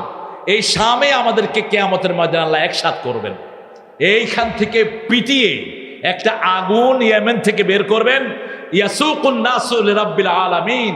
এই আগুন প্রত্যেকটি মানুষকে ধাওয়া দিবে, মানুষ দৌড়তে দৌড়তে সব শামে চলে যাবে। শাম হলো বর্তমান ফিলিস্তিন, ইসরায়েল, জর্ডান, লেবানন, মিশরের কিছু অংশ, টার্কির কিছু অংশ, এই 6টা মিলে যে বিশাল জায়গাটা, এটার নাম কি? শাম। এটার নাম কি? শাম। রাসূল বললেন আল্লাহুম্মা বারিক ফি শাম ওয়া ইয়ামান, হে আল্লাহ শামে তুমি বরকত দাও, ইয়ামানে বরকত দাও। সাহাবায়ে কেরাম বললেন ইয়া রাসূলুল্লাহ, নজদের খবর কি? নজদ বলে হাদিসে বলা হয়েছে ইরাককেও বোঝানো হয়, মক্কা মদিনাকেও বোঝানো হয়, ইরাকের একটা অংশকে বোঝানো হয়েছে নজদ। রাসূল এটার জন্য দোয়া করলেন না, তবে মদিনার জন্য আলাদা দোয়া করেছেন রাহমাতাল লিল আলামিন। এরপরে আবার দোয়া করলেন আল্লাহুম্মা বারিক ফি শাম, শামের মধ্যে তুমি বরকত দাও, ইয়ামানে তুমি বরকত দাও। কেন এই দুইটার জন্য দোয়া করলেন? রাসূল সাল্লাল্লাহু আলাইহি ওয়াসাল্লাম মুস্তাদরাকে হাকিমের 8552 নম্বর হাদিসে রাসূল বলছেন, আমি একদিন শুয়ে আছি, আমি দেখলাম আমার বালিশের নিচ থেকে কোরআনের পিলারটাকে তুলে নেওয়া হয়েছে। ইন্তেজাউল কোরআন। কি হয়েছে? আপনি ইশারা দেন কিসে? হ্যাঁ, ও লাইভ বন্ধ করে দেন। ওনাকে বলেন মাহফিলে চলে আসতে। লাইভ তো এই যে লাইভগুলি চলতেছে, আমি আমেরিকা থেকে আসার পরে প্রথম আপনাদের সিরাজগঞ্জে আসছি। হ্যাঁ, এক রাতে বহু লাইভ দেখছে মানুষ। এক বেটা এক রাতের লাইভ দিয়ে বহুত পয়সার মালিক হয়ে গেছে। হ্যাঁ, সিরাজগঞ্জের মানুষ খুব মহব্বতের মানুষ। হটা কিন্তু খুব আপন কথা।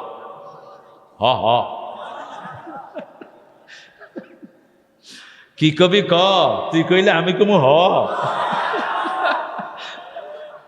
পোলাপান যে কত দক্ষ আমাদের, যে কোনো একটা পাইলেই সাথে সাথে গান।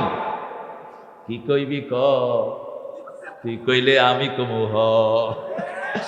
হ্যাঁ, আমরা ইসলামের কথার জন্য হ কমু, কোন নোংরামির জন্য হ কমু না। ঠিক না বা ঠিক? নোংরামি দেখবো, ইমান বিরোধী দেখবো, হাত পা ভেঙে গুটিয়ে দেবো সব। এটা হলো ইমানের 1 নম্বর পরিচয়। কোন ইসলাম বিরোধী কাজ দেখবো, আগুনের মতো খেপে উঠবো। ঠিক কিনা? এটা কয় নাম্বার ইমান? আর যদি সেটা না পারি, মনে মুখে বিতর্ক করব, মুখে প্রতিবাদ জানাবো।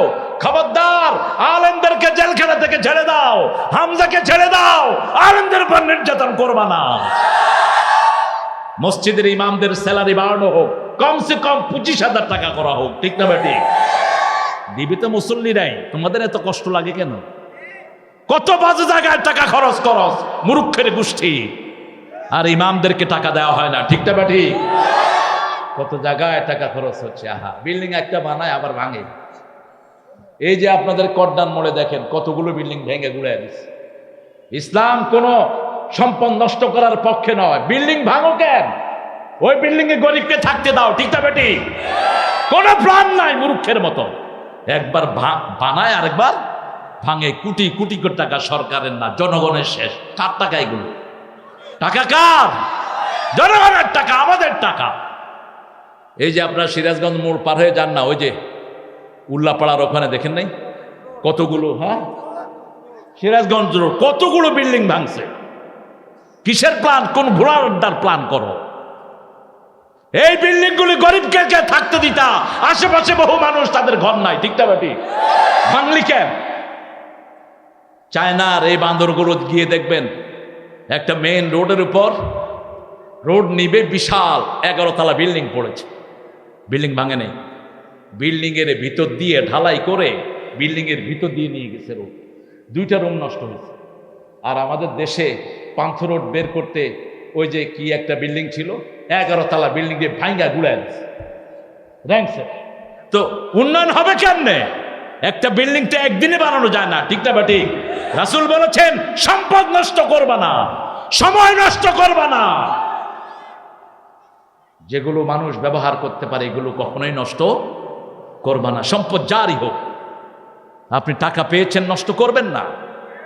আপনার জামা কাপড় আছে, নষ্ট করবেন না, গরিবকে দিয়ে দেন।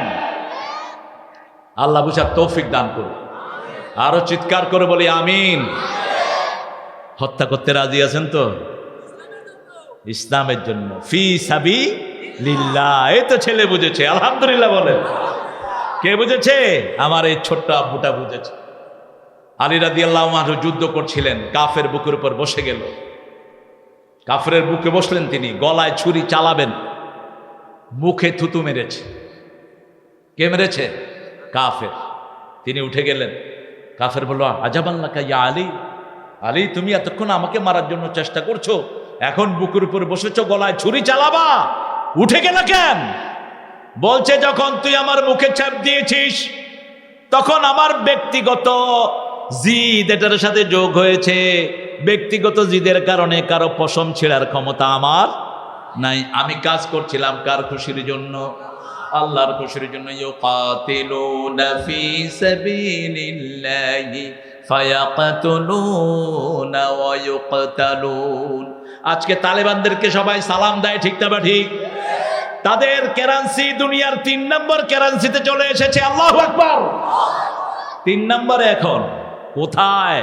আফগানিস্তানরা খেতে পেত না, তারা 3 মাসে তাদের মুদ্রাকে কমিয়ে নিয়ে এসেছে। আগে 130-40 আফগানি পয়সা দিলে $1 হতো, এখন 70টা দিলে $1 পাওয়া যায়।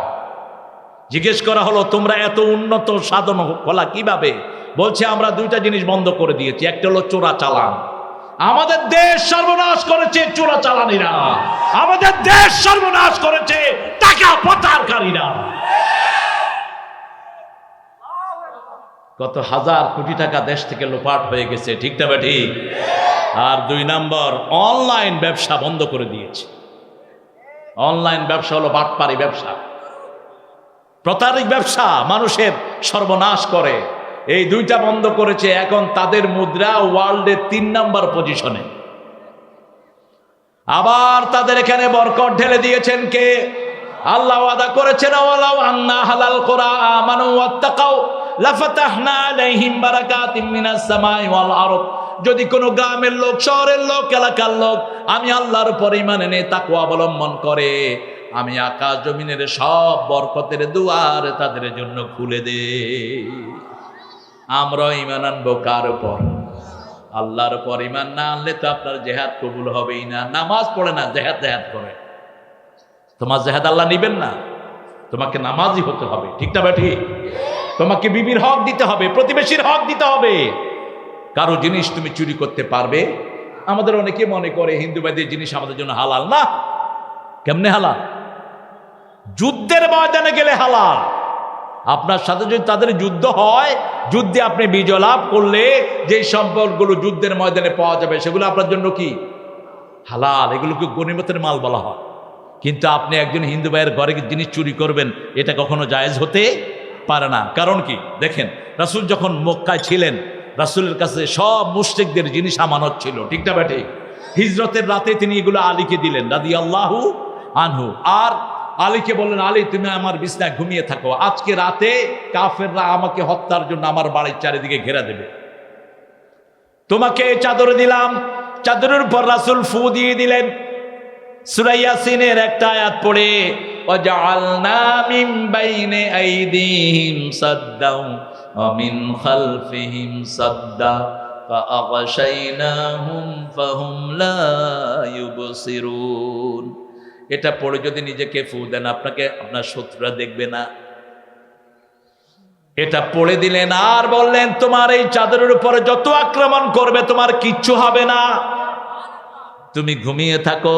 সকালবেলায় যখন তারা দেখবে আমার বিছনায় তুমি শোয়া, উপর দিয়ে হয়তো আক্রমণ করবে, কিন্তু তোমাকে বাঁচিয়ে দিবেন কে? আলী তো বোধহয় দুর্বল ছিলেন নাকি? হ্যাঁ, আপনাদের মতো ছিল? বেশকি দিয়ে উঠা দৌড়। একজন সাহাবীও দুর্বল ছিলেন না, একজনও দুর্বল ছিলেন না, একজনও না। আবু সাঈদ একজন সাহাবী ছিলেন মদিনা, তিনার সাথে মক্কার এক বড় দৌলপতির খাতির ছিল। এই মক্কার এই কাফেরের কাছে তিনি বেড়াতে আসতেন।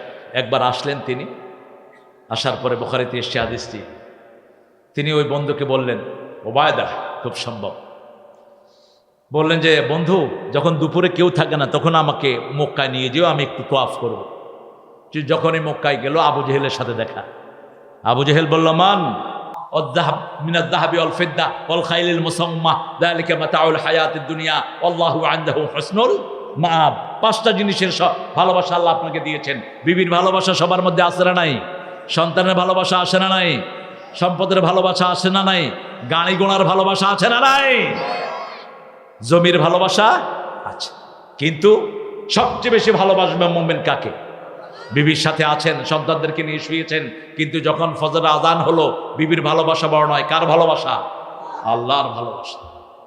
এরপরে আল্লাহ রাব্বুল আলামিন বলছেন, শুনো, ফায়াকতুলুনা ওয়া ইউকতালুন, তোমরা মারবা, মরবা, মারবা, মরবা। কিন্তু রাসূলের আদর্শ দেখেন, আবু সুফিয়ান টের পেল কিভাবে, দেখেন মদিনা থেকে একটু দূরে তিনি খিমা গাড়লেন, তালাশ করতেছেন এখানে মদিনা থেকে কেউ এসেছে কিনা। হঠাৎ করে দেখে একটু উটের পায়খানা, ওই পায়খানা গেটে তিনি দেখে সেখানে ছোট্ট ছোট্ট খেজুরের দানা। ছোট্ট খেজুরের দানা দেখেই তিনি চিনলেন এই ওটটা মদিনা থেকে এসেছে। তিনি বলে ফেললেন তার সাথীদেরকে, রাস্তা দিয়ে যাওয়া যাবে না, যেতে হবে সাগরের পাড় দিয়ে। আর মক্কায় লোকদেরকে খবর পাঠালেন, তোমরা সব মক্কার বড় বড় পয়সাওয়ালারা আমাকে টাকা দিয়ে সিরিয়ায় পাঠিয়েছো, আমাকে যে কোনো সময় মুহাম্মদ আক্রমণ করতে পারে সাল্লাল্লাহু আলাইহি ওয়াসাল্লাম, তোমরা অগ্রসর হও। আবু জেহেলের নেতৃত্বে 1000 সৈন্যবাহিনী মক্কার দিকে অগ্রসর হল, নেচে কুদে। অত্যন্ত দাম্ভিকতার সাথে তারা মক্কায় আসলো, মদিনায় আসলো। বদরের জায়গাতে কূপের পাশেই তারা জায়গা নিল। মুসলমানরা দেখলো কোনো কথা নাই, বার্তা নাই, এরা আসছে মদিনা ধ্বংস করার জন্য। তাদেরকে পরে আবু সুফিয়ান আবার খবর পাঠালেন, আমি নিরাপদে মক্কায় চলে এসেছি, তোমরা চলে আসো। আবু জেহেল বলে, না, আসছি যখন মুসলমানদেরকে শেষ করে যাই, রাখি আল্লাহ। এত সহজ? ইহুদির বাচ্চারা চেষ্টা করছে গাজাকে শেষ করার জন্য, কিন্তু গাজাকে দিয়েই তাদের কবর হয়ে যাবে। হামাস আমাদের কলিজায় আছে, ঠিক না? পিছনের জাতি না, ছোট ছোট বাচ্চাদের এই যে সাহস। রাসূল সাল্লাল্লাহু আলাইহি ওয়াসাল্লাম কতগুলো দোয়া করলেন এই শামের জন্য। আপনি চলে যাচ্ছেন, কই যান? উঠে যাচ্ছে, কই আসবে? আপনাদের কষ্ট হচ্ছে? ইন্নাল্লাহা আশতারা মিনাল মুমিনিনা আনফুসাহুম ওয়া আমওয়ালাহুম বিআন্না লাহুমুল জান্নাহ। বদরের আরেকটা ঘটনা বলেই চলে যাব আমি সামনে। রাসূল সাল্লাল্লাহু আলাইহি ওয়াসাল্লাম দেখলেন এরা তো আমাদেরকে শেষ করার জন্য বদ্ধপরিকর। রাসূল ঘোষণা দিলেন, কে কে জান্নাতে যেতে চাও? জান্নাতে আপনারা যেতে চান না? দেখি কে কে যেতে চান। আল্লাহ কবুল করেন। আরো জোরে বলেন আমিন। হাতগুলো নামান। সাহাবায়ে কেরাম সবাই বলেন, ইয়া রাসূলুল্লাহ, আমরা জান্নাতে যাব। বলছে, বদরের ময়দান হলো জান্নাতের ময়দান। বদরে গেলেই তোমরা জান্নাতি হয়ে যাও। বদরে কেউ ঢুকতেও পারবে না, বের হতেও পারবে না। বদরের এখন যিনি মেয়র, তার দাদা মারা গেল কিছুদিন আগের ঘটনা। তিনি চিন্তা করলেন বদরের ময়দান একটা মকবুল ময়দান, বদরের ময়দানে যারা গেছে সবাই জান্নাতি, সুবহানাল্লাহ, এখানে আমার দাদার কবর দেই। তিনি মাটি খুঁড়লেন আর সেখান থেকে তাজা রক্ত বেরিয়ে আসলো। একজন মানুষও সেখানে আর মাটি দেয়া যাবে? ওলামায়ে কেরাম বললেন, খবরদার, বদরের মাটি যেমনই আছে তেমনই থাকবে। এই বদরে যারা গিয়েছে সবাই জান্নাতি। তরফার 2 ছেলে, বুখারীর বর্ণনা, তরফার 2 ছেলে। আবার বুখারীর সরা এসেছে 2 ছেলের নামই মুআজ, একটা হলো ওমরের মুআজ আর একটা হলো তরফার মুআজ। কোন কোন বর্ণায়, আবার কোন বর্ণায় এসেছে এক বাপেরই 2 সন্তান। কয় সন্তান? একটার বয়স 13 আর একটার 11, মুআজ এবং মুআওয়াজ। দুইজনই রাসূলকে গিয়ে বলছেন। প্রথম জন বললেন, ইয়া রাসূলুল্লাহ, আমি বদরের ময়দানে যেতে চাই। রাসূল সাল্লাল্লাহু আলাইহি ওয়াসাল্লাম বললেন, তুমি তো বয়সে ছোট। বলছে, ইয়া রাসূলুল্লাহ, আমি খুব জোরে দৌড়াতে পারি। একজন সাহাবীর কানে কানে গিয়ে বললেন, চাচা, আপনাকে আমি আপনার সাথে দৌড়াবো, আপনি একটু আস্তে দৌড়ায় আমারে ফাস্ট করে দিয়েন। সুবহানাল্লাহ। ওই চাচা আস্তে দৌড়িয়ে তাকে ফাস্ট করে দিয়েছে, রাসূল তাকে নিয়ে নিয়েছেন। এবার বড় ভাই এসে বলছে, ভাই তুই কেমনে টিকলি? কয়, আমি এই বুদ্ধি করে টিকছি। কয়, তুই তাহলে আমি তোর সাথে দৌড় দেবো, তুই একটু আস্তে দৌড়ে আমারে ফাস্ট করে দিস, তাহলে আমিও যেতে পারবো। রাসূল সাল্লাল্লাহু আলাইহি ওয়াসাল্লাম দুইজনকে অনুমতি দিলেন। আব্দুর রহমান ইবনে আউফ, বুখারীর বর্ণনা, তিনি বলছেন, বদরের ময়দান, আমি আমার পাশে চিন্তা করলাম কে আছে আমার পাশে, একটু দেখি।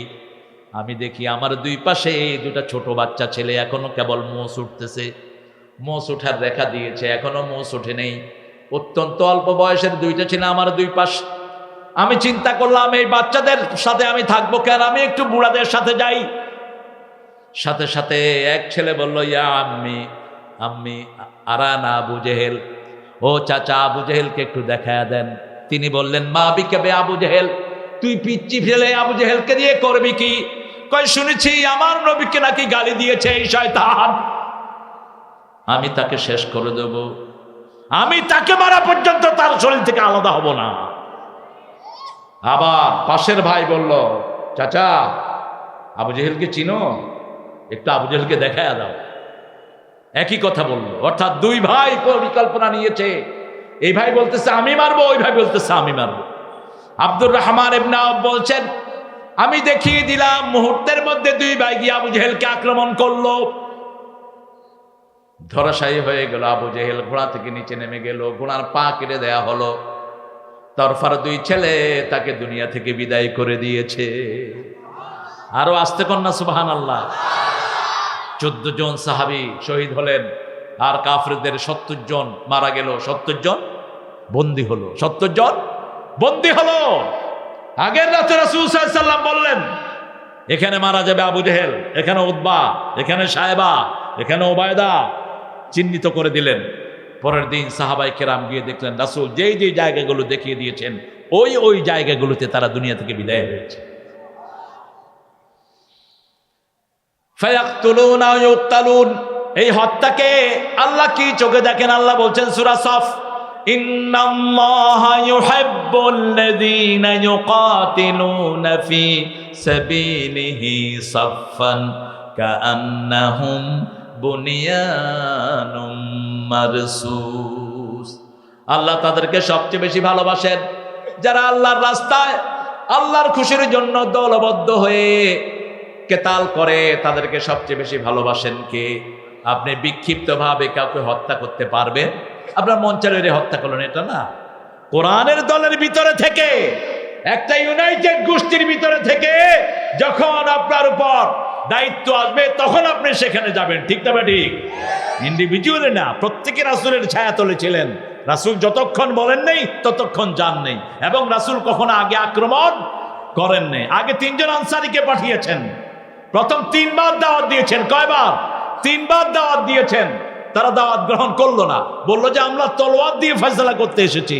3 জন আনসারকে পাঠিয়েছেন, তারা বললো যাও, তোমাদের কি চিনি না, তোমরা কি জন্য আসছো, তোমাদের বড় বড় নেতাদেরকে পাঠাও। মাঠে গেলেন আলী, সুবহানাল্লাহ বলবেন না?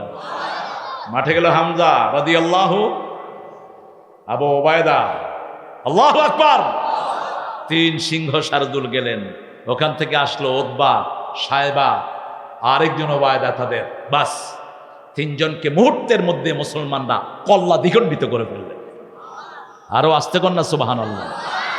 মুসলমান কখনো আগে আক্রমণ করতে পারে না। আমাদের মতো ভদ্র পৃথিবীতে কোনো জাতি, আমরা লক্ষ লক্ষ মানুষ একসাথে বসে থাকি, কোনো পাহারার কোনো দরকার।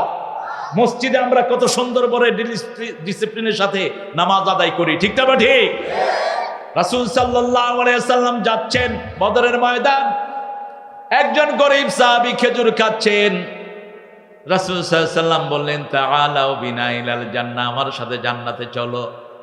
সাহাবী বলছেন, বাহ বাহ, আল্লুগাতুল মুহাল্লিমা আ'জাবাহু ওয়া মা আহসানাহু, কি সুন্দর কথা ইয়া রাসূলুল্লাহ, আমি ওখানে গেলেই জান্নাতি হয়ে যাব নাকি?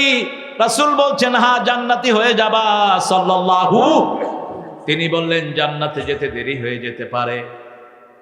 হাতের খেজুরগুলো মরুভূমির দিকে ছুঁড়ে মারলেন, জান্নাতে যেতে দেরি হয়ে যেতে পারে। চলে গেলেন, সেখানে গিয়ে কাফেরদেরকে মেরে তিনি জান্নাতি হয়ে গেছে। অধিকাংশ সাহাবীর হাতে কিছুই ছিল না, রাসূল খেজুরের ডালা ভেঙে দিয়েছেন, ওই খেজুরের ডালা দিয়ে কোপ মেরেছে, কাফের কেতে দ্বিখণ্ড হয়ে গেছে। পরবর্তী পর্যায়ে আল্লাহ বললেন ওয়ামা কাতালু ওয়ালাকিন্নাল্লাহ কাতালু, তোমরা হত্যা করো নাই, তোমরা খেজুরের ডালা তুলেছো, হত্যার কাজটা করে দিয়েছেন কে? এখন আবার আল্লাহ বলছেন কতটুক পর্যন্ত তোমরা এই হত্যার কাজটা করবা? ওয়াকাতিলুহুম হাত্তা লা তাকুনা ফিতনা ওয়া ইয়াকুনাদ-দীনু কুল্লুহু লিল্লাহ। এখন সারা দুনিয়ায় মুসলমানদের রক্ত আছে না নাই? আরো জোরে বলেন। ভারতে মারা যাচ্ছে কারা? আরো বলেন, জোরে বলেন। আফগানিস্তানে শহীদ হয়েছে কারা? বসনিয়াতে মারা হয়েছে কাদেরকে? কি জন্য মারা হয়েছে? চেচনিয়াতে, ফিলিস্তিনে কাদেরকে মারা হয়েছে? মুসলমান। সারা পৃথিবীর সব জায়গাতে মুসলমানের কান্না আছে না নাই? সেজন্য আল্লাহ রাব্বুল আলামিন বলেছেন এটাই ওয়াদা আমার পক্ষ থেকে, ওয়াদান আলাইহি ফিত তাওরাত ওয়াল ইনজিল ওয়াল কোরআন। কোরআন ইনজিল সব কিতাবের লোকদের জন্য একটাই ওয়াদা, জীবন যদি আল্লাহর কাছে বেচতে চাও, যদি জান্নাত চাও, আল্লাহ রাব্বুল আলামিনের দিনকে বিজয়ের জন্য যদি হত্যাও করতে হয়, হত্যা করতে রাজি আছো না নাই? কারা কারা হাত তুলে দেখা দেয়? তুলেন আল্লাহর কাছে হাত। আল্লাহ হাতগুলো শহীদদের জন্য কবুল করেন। আরো চিৎকার করে বলেন আমিন। হাতগুলো নামায়, কিন্তু মনে রাখতে হবে আমার নবী কখনো আগে আক্রমণ করেননি, আমরা আগে আক্রমণ করব। ইসলামিক গ্রুপের নেতৃত্ব ছাড়া আমরা একাকী কোনো সিদ্ধান্ত নিতে যাব কান্নাহুম বুনিয়ানুম মারসুস, সীসা ঢালা প্রাচীর। সীসা কেন বললেন? সীসা ছাড়া সীসা কাটা যায় না। আল্লাহর হিকমত দেখেন শব্দ চয়নের। আপনার সাথে যেমন আমার সাথে প্রামাণিক ভাইয়ের সম্পর্ক, এই সম্পর্ক যদি নষ্ট করতে হয় আমাদের কাছেই আসতে হবে, ঠিক না? ঠিক। আপনাকে এসে একজন বলল যে অমুক হুজুর এই করছে, আবার হেরে গিয়ে বলল তোমার বিরুদ্ধে অমুক হুজুর বলছে, বস দুইজন খেপে উঠলেন, এটা ইসলামের নিয়ম না। যখনই আপনাকে এসে এই ভাইয়ের বিরুদ্ধে বলবে, আপনি ওই ভাইকে জিজ্ঞেস করবেন, ঠিক না? ঠিক। ভাইয়ের সাথে ডাইরেক্ট কথা বলবেন। যেমন একজন বড় আলেম, আমি তার নাম বলবো না, আপনারা চিনবেন, তার ব্যাপারে কিছু লোক এসে আমাকে বলল হুজুর উনি আপনার ব্যাপারে এটা এটা বলছে। আমি সাথে সাথে ওর ফোন জোগাড় করে আমার খাদেমকে দিয়ে ফোন করালাম। ফোন করিয়ে যখন সালাম দিলাম, সে তো খুশিতে আটখানা। বলছে হুজুর, আমি স্যার কেমন আছো তুমি? বলছে হুজুর আপনি আমার খবর নিয়েছেন, আমার এর চেয়ে সুখ আর কিছু নেই। তাহলে ওর বিরুদ্ধে যে আমাকে বলল, কথাটা সত্য না মিথ্যা? মিথ্যা। কিশোরগঞ্জের একজন বড় আলেম চলে গেছেন দুনিয়া থেকে, আমি ওনার জন্য দোয়া করি। দার্সেনে জামে অনেক মাহফিলে তিনি আমাকে স্নেহ করেছেন। হঠাৎ করে একজন এসে, মসজিদের এক ইমাম এসে বলছে হুজুর উনি আপনার বিরুদ্ধে এরকম এরকম এরকম বলছে। আমি সাথে সাথে ওনার মাদ্রাসায় ফোন করলাম, শেখুল হাদিস একজন ধরলেন, ধরে বললাম যে হুজুর কেমন আছেন? আমি নাম বললাম। বলছে হুজুর আপনি কিভাবে আমাদেরকে স্মরণ করলেন? গতকালকেও মোহতামে হুজুর আপনার নাম ধরে দোয়া করেছে। আমরা ডাইরেক্ট কারো সাথে দেখা করা ছাড়া তার বিরুদ্ধে কোনো মন্তব্য করব? আমাদের আলেমদের সম্পর্ক নষ্ট করার জন্য এরকম শয়তান আছে না নাই? এই জন্য আল্লাহ সীসার কথা বললেন। সীসা দিয়ে সীসা কাটা হয়, লোহা দিয়ে সীসা কাটা যায় না। আলেমদের সম্পর্ক যদি এরকম মজবুত হয়, বাংলাদেশে ইসলাম কায়েম হতে বেশি দেরি হবে? এখনো আলেমদের কোরবানি আছে না নাই? কথা বলেন না কেন? কত কোরবানি, কত কোরবানি বলেন তো। একজন মানুষ সারা জীবন হাদিস পড়িয়েছেন, তার হাতে ডান্ডা বেড়ি, পায়ে ডান্ডা বেড়ি, গলায় ডান্ডা বেড়ি। কোন সমাজে আমরা আছি? যার বাপ শাইখুল হাদিস, যার ভাইয়েরা শাইখুল হাদিস, ঘরে অসংখ্য হাফেজ, সেই লোকটার গলায় ডান্ডা বেড়ি কেমনে দেওয়া হয়? আমাদের আলেমদেরকে ভালোবাসতে হবে, ঠিক না? ঠিক। আলেমদের কারণেই আমরা দিন পেয়েছি। আপনার মাদ্রাসাগুলোতে গিয়ে শুনবেন বহু আলেম 3 বেলা ঠিক মতো খেতেও পায় না, কিন্তু হাসি মুখে বাচ্চাদেরকে কোরআন পড়ায়। এইভাবেই এই দিনের প্রতিষ্ঠানগুলো গড়ে উঠেছে। প্রত্যেকটা মসজিদকে আমরা দিনের মার্কাজ বানাবো, ঠিক না বা ঠিক? ওয়াদানা আলাইহি হাক্কান ফিত তাওরাতি ওয়াল ইনজিলি ওয়াল কোরআন। আল্লাহ বলছেন এই রাস্তায় তাওরাতের লোকেরা, ইনজিলের লোকেরা, কোরআনের লোকেরা একই রাস্তায় আমার কাছে জীবন বিক্রি করেছে, তোমরাও সেই রাস্তায় বিক্রি করবা। আমান আওফা বিআহদিহি মিনাল্লাহ, যারা আল্লাহর সাথে কৃত এই ওয়াদা পূরণ করবে, ফাস্তাবশিরু বিবাইআকুমুল্লাযী বায়াতুম বিহি, তাদেরকে সুসংবাদ দাও, যালিকা হুয়াল ফাওজুল আযীম, এটার চেয়ে বড় বিজয় আর কিছুই। মনে করে পয়সাওয়ালা হলে বিজয় না, দুনিয়াও শেষ আখিরাতও। পয়সা যদি হালাল হয় তাহলে উপায়, আর যদি হারাম হয় দুনিয়াও শেষ আখিরাতও। আল্লাহ বলছেন যার এই ব্যবসা যে করবে তার দুনিয়াও সফল আখিরাতও সফল। ফাউজ বললেন ফাউজুল আযীম, ফাউজ আসে আল্লাহর পক্ষ থেকে, আর ফালাহটার জন্য মানুষের চেষ্টা দরকার। এজন্য আল্লাহ ফালাহের কথা বলতে গিয়ে সালাতের কথা বললেন, ফালাহের কথা বলতে গিয়ে ইমানের কথা, যাকাতের কথা বললেন। উলাইকা আলা হুদাম মির রাব্বিহিম ওয়া উলাইকা হুমুল মুফলিহুন। ফালাহ বলা হয় কৃষককে, কৃষক মাটি চাষ করে কষ্ট করে ফসল ফলায়, এজন্য সে হলো ফালাহ। আর ফৌজ দেয়ার মালিককে আল্লাহ, ফৌজ দেয়ার মালিক, এটা মানুষের হাতে নয়। আমরা বিজয়ের জন্য আমাদের জান মাল কোরবানি করে আল্লাহর রাস্তায় জিহাদ করব। জিহাদ জিহাদ জিহাদ চাই। জিহাদ করে একটা দোয়া করতেন সাহাবায়ে কেরাম, আমরাও করব, শাহাদাত শাহাদাত শাহাদাত চাই, শহীদ হয়ে বাঁচতে চাই। শহীদ হতে চান তো? চান? চান শহীদ হতে? আমাদের জাতীয় কবির জন্য শুধু দোয়াই আসে। তিনি ঈদের গানের ভিতরে শাহাদাত ঢুকালেন, অতি পড়বি ঈদের নামাজ রে মন, সেই ঈদ গাহে যে ময়দানে সব গাজী মুসলিম হয়েছে শহীদ, ময়দানে সব গাজী মুসলিম হয়েছে শহীদ। যারা শহীদ হতে চায় না এরা মুনাফিক। শহীদ হতে রাজি আছেন তো? একটু হাত তুলে দেখা দেন।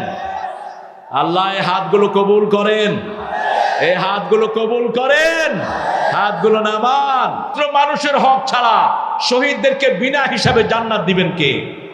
আপনার বিবির সাথে বেয়াদবি করেছেন, বিবিকে মেরেছেন, বিবি যতক্ষণ মাফ না করবে আল্লাহ মাফ করবে। কারো জমি চুরি করেছেন, ওই লোক যতক্ষণ মাফ করবে না আল্লাহ মাফ করবে না। কিন্তু মানুষের হক রক্ষা করে যদি মারা যান, শহীদ হিসেবে যদি দোয়া করেন, বিছনায় পড়ে মারা গেলেও শাহাদাতের মর্যাদা দান করবেন কে? শহীদের জন্য 8টা খাত আল্লাহ রাব্বুল আলামিন রেখেছেন। কয়টা? 8টা। যারা জ্বরে পুড়ে মারা যায় তারাও শহীদ, যারা হার্ট অ্যাটাকে মারা যায় তারা শহীদ, যারা ক্যান্সারে মারা যায় তারা শহীদ, ছাদের উপর থেকে মারা যায় তারা শহীদ, পানিতে ডুবে মারা যায় তারা শহীদ, রোড অ্যাক্সিডেন্টে মারা যায় তারা শহীদ, আগুনে পুড়ে মারা যায় তারা শহীদ। তবে তাদের মধ্যে ঈমান থাকতে হবে। যে ওয়াক্ত নামাজ ছেড়ে দিলেন ও এক তো কাফের হলেন, ঠিক না বা ঠিক? জোহর ছেড়ে দিলেন, আসরে আপনি কাফের। জোহর ইচ্ছা করে ছেড়ে দিলেন, নামাজ পড়লেন না, এই অবস্থায় যদি মারা যান মুসলমানের মৌত হবে না। কারণ মান তারাকা সলাতা মুতাআম্মিদান ফাকাদ কাফার। ইচ্ছা করে যে নামাজ ছেড়ে দেয় সে কাফের হয়। 3 ইমাম বলেছেন যারা ইচ্ছা করে নামাজ ছেড়ে দেয় ফাকতুলুহুম, তাদেরকে হত্যা করো। আর সর্বশ্রেষ্ঠ ইমাম, সবচেয়ে বড় ইমাম, কি নাম? কি কষ্ট হয় নাকি আপনাদের বলতে? মদিনায় গেলে দেখবেন মসজিদে নববীর নিচে 4 ইমামের লাইব্রেরি আছে। সবচেয়ে বড় লাইব্রেরির নাম হলো ইমামুল আযম আবু হানিফা রাহমাতুল্লাহি আলাইহি। আবু হানিফার আকীদার উপরে সারা পৃথিবীর আকীদা। আবু হানিফার চেয়ে বড় ইমাম আর কেউ নেই। আবু হানিফা বলেছেন উসজুনুহুম, যারা নামাজ ছেড়ে দেয় ইচ্ছা করে তাদেরকে জেলখানায় ঢুকাও। যতক্ষণ পর্যন্ত নামাজে রেগুলার না হয় ততক্ষণ জেলখানায় রাখো। আবার রাসূল বলেছেন ঘরের নামাজ শ্রেষ্ঠ নামাজ, পুরুষের জন্য ফরজ ছাড়া। পুরুষ ফরজগুলো পড়বে মসজিদে, মেয়েদেরকেও সারা বছর ঘরে রাখবেন না, কিছু কিছু নামাজ মসজিদে আনবেন। রাসূল সাল্লাল্লাহু আলাইহি ওয়াসাল্লাম বলছেন, বুখারীর বর্ণনা, মা আয়েশা বলতেন আমরা রাসূলের সাথে ফজর পড়তাম, অন্ধকারে আসতাম, অন্ধকারে চলে যেতাম, আমাদের অবয়ব বোঝা যেত। এশার নামাজে আসতাম, আবার মসজিদে রাসূল সাল্লাল্লাহু আলাইহি ওয়াসাল্লাম ঈদের সময় ঈদগাহে নিয়ে আসতেন। এমনকি যে সমস্ত মায়েদের শরীর খারাপ তাদেরকেও বলতেন তোমরা ঈদগাহে আসো, তোমরা দোয়ায় শামিল হবা, ঈদের আনন্দে শামিল হয়ে যাবা। আলহামদুলিল্লাহ বলে। এখন বাজারে যায় মেয়েরা, ঠিক না বেঠিক? তো মসজিদে গেলে বাজারের চেয়ে ভালো না খারাপ? ভালো। অ্যারেঞ্জমেন্ট রাখবেন, কিন্তু জোর করে পাঠানোর কোনো দরকার নেই। আবার যে মেয়ে মসজিদে যেতে চায় তাকে নিষেধ করা যাবে না। লা তামনাউ আমাতাল্লাহি মাসাজিদাল্লাহ, রাসূল বললেন আল্লাহর বান্দীদেরকে মসজিদ থেকে তোমরা নিষেধ করে দিও না। কোনো মেয়ে যদি মসজিদে যেতে চায় তাকে নিষেধ করা যাবে না। কি সুন্দর জায়গা দেখেন, আপনার বিবি আপনার জন্য রহমত। রাসূল সাল্লাল্লাহু আলাইহি ওয়াসাল্লামকে জিজ্ঞেস করা হলো বিবির কাছে যাওয়াটা কি? রাসূল বলেন বিবির কাছে যাওয়া ইবাদত। সুবহানাল্লাহ বলবেন। সাহাবায়ে কেরাম বলেন ইয়া রাসূলুল্লাহ, বিবির কাছে যাওয়া ইবাদত? কয় তুমি যদি আরেক বেটার বউর কাছে যাও কি হবে? কথা কন না কেন? কি হবে? গুনার উল্টাটা কি? ইবাদত। রাস্তায় যখন কোনো মেয়ে দেখে তুমি আশ্চর্য হও, go to your better half. যখন তোমার রাস্তায় কাউকে দেখে অবাক লাগে, তুমি তোমার ঘরে চলে যাও, ওর কাছে যা আছে তোমার বিবির কাছে আল্লাহ শ্রেষ্ঠ নেয়ামত দিয়েছে। ইসলাম কত সুন্দর, কত পরিমার্জিত, পরিশীলিত। আবার বিবির সাথে কিভাবে আচরণ করবেন সেটা বোধহয় ইসলামে নাই। বিবির মুখে খাবার তুলে দেন, রাসূলের সুন্নাহ। মা আয়েশা বলতেন সারিদ পছন্দ করতেন রাসূল, গোস্তের ছোট্ট ছোট্ট টুকরা ঝোল দিয়ে, ওই যে রুটি দিয়ে চুবিয়ে আমরা কোরবানের সময় খাই, এই সারিদটা রাসূলের খুব পছন্দনীয় তরকারি ছিল। রাসূল সাল্লাল্লাহু আলাইহি ওয়াসাল্লাম ব্যাপারে মা আয়েশা বলছেন একসাথে খেতে বসতাম, রাসূল প্রথম লোকমাটা আমার মুখে তুলে দিতেন, তারপরে তিনি নিজে লোকমা খেতেন। আমি যখন পানি খেতাম আমার মুখের ওই সারিদের ময়লা লাগতো, ওই ময়লা লাগায় মুখ লাগিয়ে, ওই ময়লায় মুখ লাগিয়ে পানি খেতেন রাহমাতাল লিল। আবার রাসূল সাল্লাল্লাহু আলাইহি ওয়াসাল্লামকে দেখতাম গভীর রজনীতে তাহাজ্জুদ ওনার জন্য ফরজ ছিল, দাঁত মাজা ফরজ ছিল। দাঁত মাজা ফরজ, তাহাজ্জুদ ফরজ, যেগুলো আমাদের জন্য নফল। রাসূল তাহাজ্জুদে প্রায় উঠে খাদিজার নাম ধরে দোয়া করতেন। মা আয়েশা বলতেন আমি আমার জীবনে খাদিজার চেয়ে বেশি ঈর্ষা আর কাউকে করি নাই। অন্যান্য বিবিরা জিজ্ঞেস করেছেন কেন? বলছে অল্প কিছু গোস্ত পেলেও রাসূল এগুলো হাতে করে নিয়ে ঘুরতেন। খাদিজার কোনো বান্ধবী পাওয়া যায় নাকি? খাদিজার কোনো আত্মীয় পাওয়া যায় নাকি? খাদিজার নাম ধরে দোয়া করতেন। একবার মা আয়েশা বললেন 25 বছরের যৌবনে 40 বছরের একজন মাকে পেয়েছে, প্রৌঢ়াকে পেয়েছেন, আপনি কি তার চেয়ে সুন্দরী কাউকে পান নাই? রাসূলের চেহারা আগুনের মতো গরম হয়ে গেল। রাসূল সাল্লাল্লাহু আলাইহি ওয়াসাল্লাম বললেন আয়েশা খবরদার, আমার খাদিজার ব্যাপারে কোনো কথা কখনো বলবা না। আমার সন্তানের মা আমার খাদিজা, আমি খাদিজার ঋণ কোনোদিন শোধ করতে পারবো না। মক্কায় যখন আমাকে আশ্রয় দেওয়ার মতো কেউ ছিল না, এই খাদিজা নিজের সমস্ত সম্পত্তি আমার নামে অক্ষ করে দিয়েছেন। কোনোদিন সম্পদের হিসাব আমার কাছ থেকে খাদিজা নেয়নি। আমি যখন রাতের বেলায় ঘরে ফিরতাম একবার নক করলেই খাদিজা দরজাটা খুলে দিত। আমি বলতাম আপনি কি ঘুমান না? তিনি বলতেন না, আপনি যখন বাহিরে যান দরজাটাকে বিছনা বানায় আমি দাঁড়িয়ে থাকি। আমার খাদিজাকে স্বয়ং সালাম দিয়েছেন কে? কে দিয়েছেন? কবরের আযাবের কথা বললেন রাহমাতাল লিল আলামিন।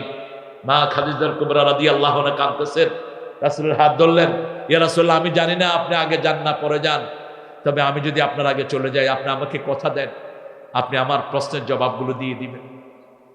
রাসূল সাল্লাল্লাহু আলাইহি ওয়াসাল্লাম বললেন আমি আপনাকে কথা দিলাম, আপনাকে কবরে রেখে আমি ঘরে ফিরে আসবো না, এটা আপনারাও আসবেন না। আপনার ভাই, আপনার আব্বা, আপনার আম্মা, যাকে আপনি কবরে রাখেন, রাসূল বলেছেন ইস্তাগফিরু লি আখিকুম, তোমার ওই কবরের ভাইটাকে রেখে তার জন্য তুমি দোয়া করো। কিন্তু তিনি কখনো হাত তুলে দোয়া করেন নাই। দোয়া করতেন কিভাবে? আল্লাহ মাগফির ওয়ারহাম ওয়াসসি কবরাহু ইয়াসসির হিসাবা, হে আল্লাহ তাকে মাফ করে দেন, রহম করেন, তার হিসাবটা সহজ করে দেন, প্রশ্ন উত্তরগুলো সহজ করে দেন, ঈমানের উপর তাকে সাবেত কদম করে দেন। আলহামদুলিল্লাহ বলেন। আপনি চলে আসবেন না, এখনই তো মুনকির নকির এসে তাকে প্রশ্ন করতে থাকবে, ঠিক না ঠিক? মা খাদিজাকে ধোয়ালেন রাহমাতাল লিল আলামিন। রাসূলের সবচেয়ে প্রিয় জিনিস ছিলেন মা। প্রিয় জিনিস ছিলেন মায়ের জাতি। রাসূলের সবচেয়ে প্রিয় জিনিস হলো সুগন্ধি, সবচেয়ে প্রিয় জিনিস চক্ষু শীতলকারী ছিল সালাত, সালাত এবং সালাত। মা খাদিজাতুল কুবরাকে কবর দিয়ে তিনি পাশে জান্নাতুল মুআল্লার পাশে তিনি দাঁড়ানো, দুপুরের রোদ। আল্লাহ রাব্বুল আলামিন জিবরাইল আমিনকে পাঠালেন, যাও আমার হাবিবকে বলো খাদিজার কবরের প্রশ্নের উত্তর আমি আল্লাহই ব্যবস্থা করে দেব। বিবির জন্য নাম ধরে দোয়া করবেন, বিবির প্রশংসা করবেন। শুধু বদনামি খুঁজে বেড়ায় এরকম কিছু চাল আছে না নাই? প্রশংসা করবেন, বিউটিফুল কারি, কি সুন্দর হয়েছে তোমার রান্না। রাসূল সাল্লাল্লাহু আলাইহি ওয়াসাল্লাম কিভাবে প্রশংসা করতেন মেয়েদের। আনাস বিন মালিক বলছেন রাদিয়াল্লাহু আনহু আরদা, রাসূলকে আমার বাড়িতে নিয়ে গেলাম, ঘরে বসানোর কোনো জায়গা নাই, উঠানে একটা পিঁড়ি দিলাম। পিঁড়ি বলে তো আপনাদের, হ্যাঁ ফিরে ফিরে ভালো, ফিরে ফিরা দিলেন। রাসূল সাল্লাল্লাহু আলাইহি ওয়াসাল্লাম বসলেন পীড়াতে। আনাস বিন মালিক রাদিয়াল্লাহু মা চাঁদের দিকে দেখছেন আর রাসূলের চেহারার দিকে দেখছেন। আনাস বলছেন, মা কি দেখো? কয় দেখো চাঁদে একটু মেঘ আছে, রাসূলের চেহারা এতটুকু ময়লা নেই। চাঁদের চেয়ে সুন্দর তুমি নবী আমার সাল্লে আলা, দুঃখে সুখে দরুদ পড়ো আল্লাহুম্মা সাল্লি আলা। চাঁদের চেয়ে সুন্দর তুমি নবী আমার সাল্লে আলা। আল্লাহু আকবার। শুকনা রুটি আর সিরকা দিলেন, সিরকা ভিনিগার। সিরকারে কি বলে আপনাদের? সিরকাই বলে। অল্প দাম, বেশি না, এরকম একটা বোতল বোধ 30-40 টাকা। এই সিরকা দিলেন আর শুকনা রুটি দিলেন। রাসূল খেয়ে খেয়ে বললেন, এই আনাস, এই সিরকা এবং রুটি শ্রেষ্ঠ খাবার। আনাসের মার চেহারা চাঁদের মতো খুশি হয়ে গেছে। আমরা বিভিন্ন জায়গায় কি রানছ, কি এটা মানছে খায়, আছে না? এগুলো ইসলাম জানে না, আদব জানে না, মূর্খ। আরেক ঘরে রাসূল সাল্লাল্লাহু আলাইহি ওয়াসাল্লাম গিয়েছেন এক সাহাবীর ঘরে, লাউ আনলেন, লাউ। রাসূল সাল্লাল্লাহু আলাইহি ওয়াসাল্লাম বলেন, এই গোস্তের ঘ্রাণ পাচ্ছি, তুমি লাউ দিছো কেন? বলছি, ইয়া রাসূলুল্লাহ গোস্ত এখনো চুলায়। বলছে, শুনো, মেহমানকে আগে ভালোটা দিবা, আগে ভালোটা দিবা। গোস্তকে খুব ভালোবাসতেন রাহমাতাল লিল আলামিন। ওয়াদান আলাইহি হাক্কান ফিত তাওরাত ওয়াল ইনজিল ওয়াল কুরআন ওয়া মান আওফা বিআহদিহি মিনাল্লাহ ফাস্তাবশিরু বিবাইআকুমুল্লাযী বায়াতুম বিহি ওয়া যালিকা হুয়াল ফাওজুল আযীম। এটাই আল্লাহর সাথে বায়াত। কার সাথে? বায়াত মানে বিক্রি করা। বায়াত মানে কি?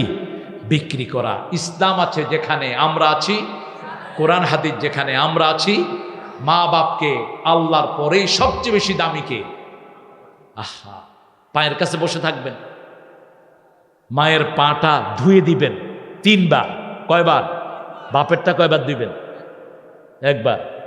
বাপ হিসেবে কইতে চায় না, 1 বার। আর কয়েকদিন আগে নারায়ণগঞ্জের ওই যে চাঁদপুরের এক বেডির ভিডিও আসছে। আহা, মা বাপের মারতেছে, দাঁড়ি চাইনা সোয়ার দিছে বাপের, চাঁদপুরে। এই মহিলাকে পিটাইয়া জেলখানায় ঢুকায়া দাও, একদম মৃত্যু যেন শয়তানের জেলখানায় হয়। মা পেশাব করেছে, সন্তানরা নিয়ে মারে নদীতে ফেলে দিয়েছে। কি জুলুম চলছে সমাজে। আপনার ছেলেগুলোকে স্কুলে দিয়ে ধ্বংস করে দিয়েন না।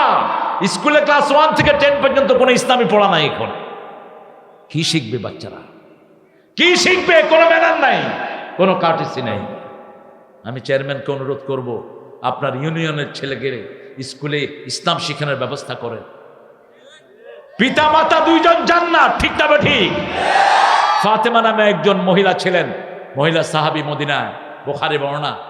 তেনার মা মুশরিকা। তিনি রাসূলকে এসে বলছেন, ইয়া রাসূলুল্লাহ, আমার মা মুশরিকা, আমি কি ব্যবহার করব? রাসূল বললেন, সল্লে উম্মা, যত খেদমত মায়ের দরকার সব করবা, সব করবা। মায়ের খেদমত করলে মা আস্তে আস্তে কি হয়ে যাবে? মুসলমান হয়ে যাবে। পিতা মাতা এই 2 জনই জান্নাত। 2 জন কি? রাসূল বলেছেন জান্নাতের 2টা দরজা, একটার নাম মা আর একটার নাম বাবা, এই দুইজনকে খুশি রাখলে দুইটা জান্নাতই আপনার জন্য খোলা থাকবে।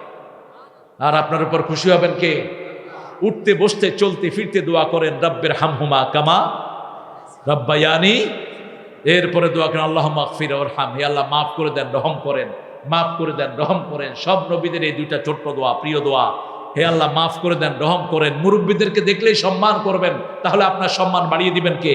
হোক তিনি হিন্দু। আপনি বাসে বসে আছেন, একজন হিন্দু ভাই উঠেছেন বৃদ্ধ, তাকে জায়গা করে দেন, আপনার উপর খুশি হবেন কে? একজন মায়ের হাতে বোঝা, আপনি তার বোঝাটা নিয়ে নেন, এখন অবশ্য দিতে চায় না, করলো দৌড় দেয় কিনে আলো, ঠিক না? আপনি আগে বিশ্বস্ততা অর্জন করবেন, আগে বিশ্বস্ততা অর্জন করবেন। আর মুসলমানদেরকে দেখলেই তো মানুষ আশ্বস্ত হয়। বাজারে তিনজন লোক বসে আছে, একজনের মাথায় টুপি আর দুইজনের মাথায় টুপি নাই, কার কাছে মানুষ বেশি যায়? হ্যাঁ, কার কাছে? টুপিওয়ালার কাছে। মনে করে যে এই ব্যবসায় ঠিক মতো মাপবে, ঠিক মতো দিবে। যদি এ 2 নাম্বারই করে, এর শাস্তি অন্যদের চেয়ে বেশি হবে না কম? বেশি হবে। খবরদার। এই জন্য ইসলাম আলাদেরকে ভালোবাসেন, কোরআনের লোকদেরকে ভালোবাসেন, মুরব্বীকে ভালোবাসেন, প্রতিবেশীর হক দেন। হিন্দু ভাই খেতে পাচ্ছি কিনা আপনি খবর নেন। আপনার প্রতিবেশী হোক বেনামাজি, গিয়ে তার খবর নেন, ভাই কি রাঁধছ, কি খাইছো, তোমার বাচ্চাগুলো কেমন আছে। নিজে যখন ফল কিনবেন ওদের হাতে ফল দেন। রাসূলুল্লাহ সাল্লাল্লাহু আলাইহি ওয়াসাল্লাম বলছেন, যদি দিতে না পারেন ফলের খোসাগুলো বাইরে ওদের সামনে ফেলবেন না, দূরে নিয়ে গোপনে ফেলেন। আর ফলের ঘ্রাণ তো এমনি বেরিয়ে যায়, আমার না আমার ঘ্রাণ আছে না, পাশে দেন।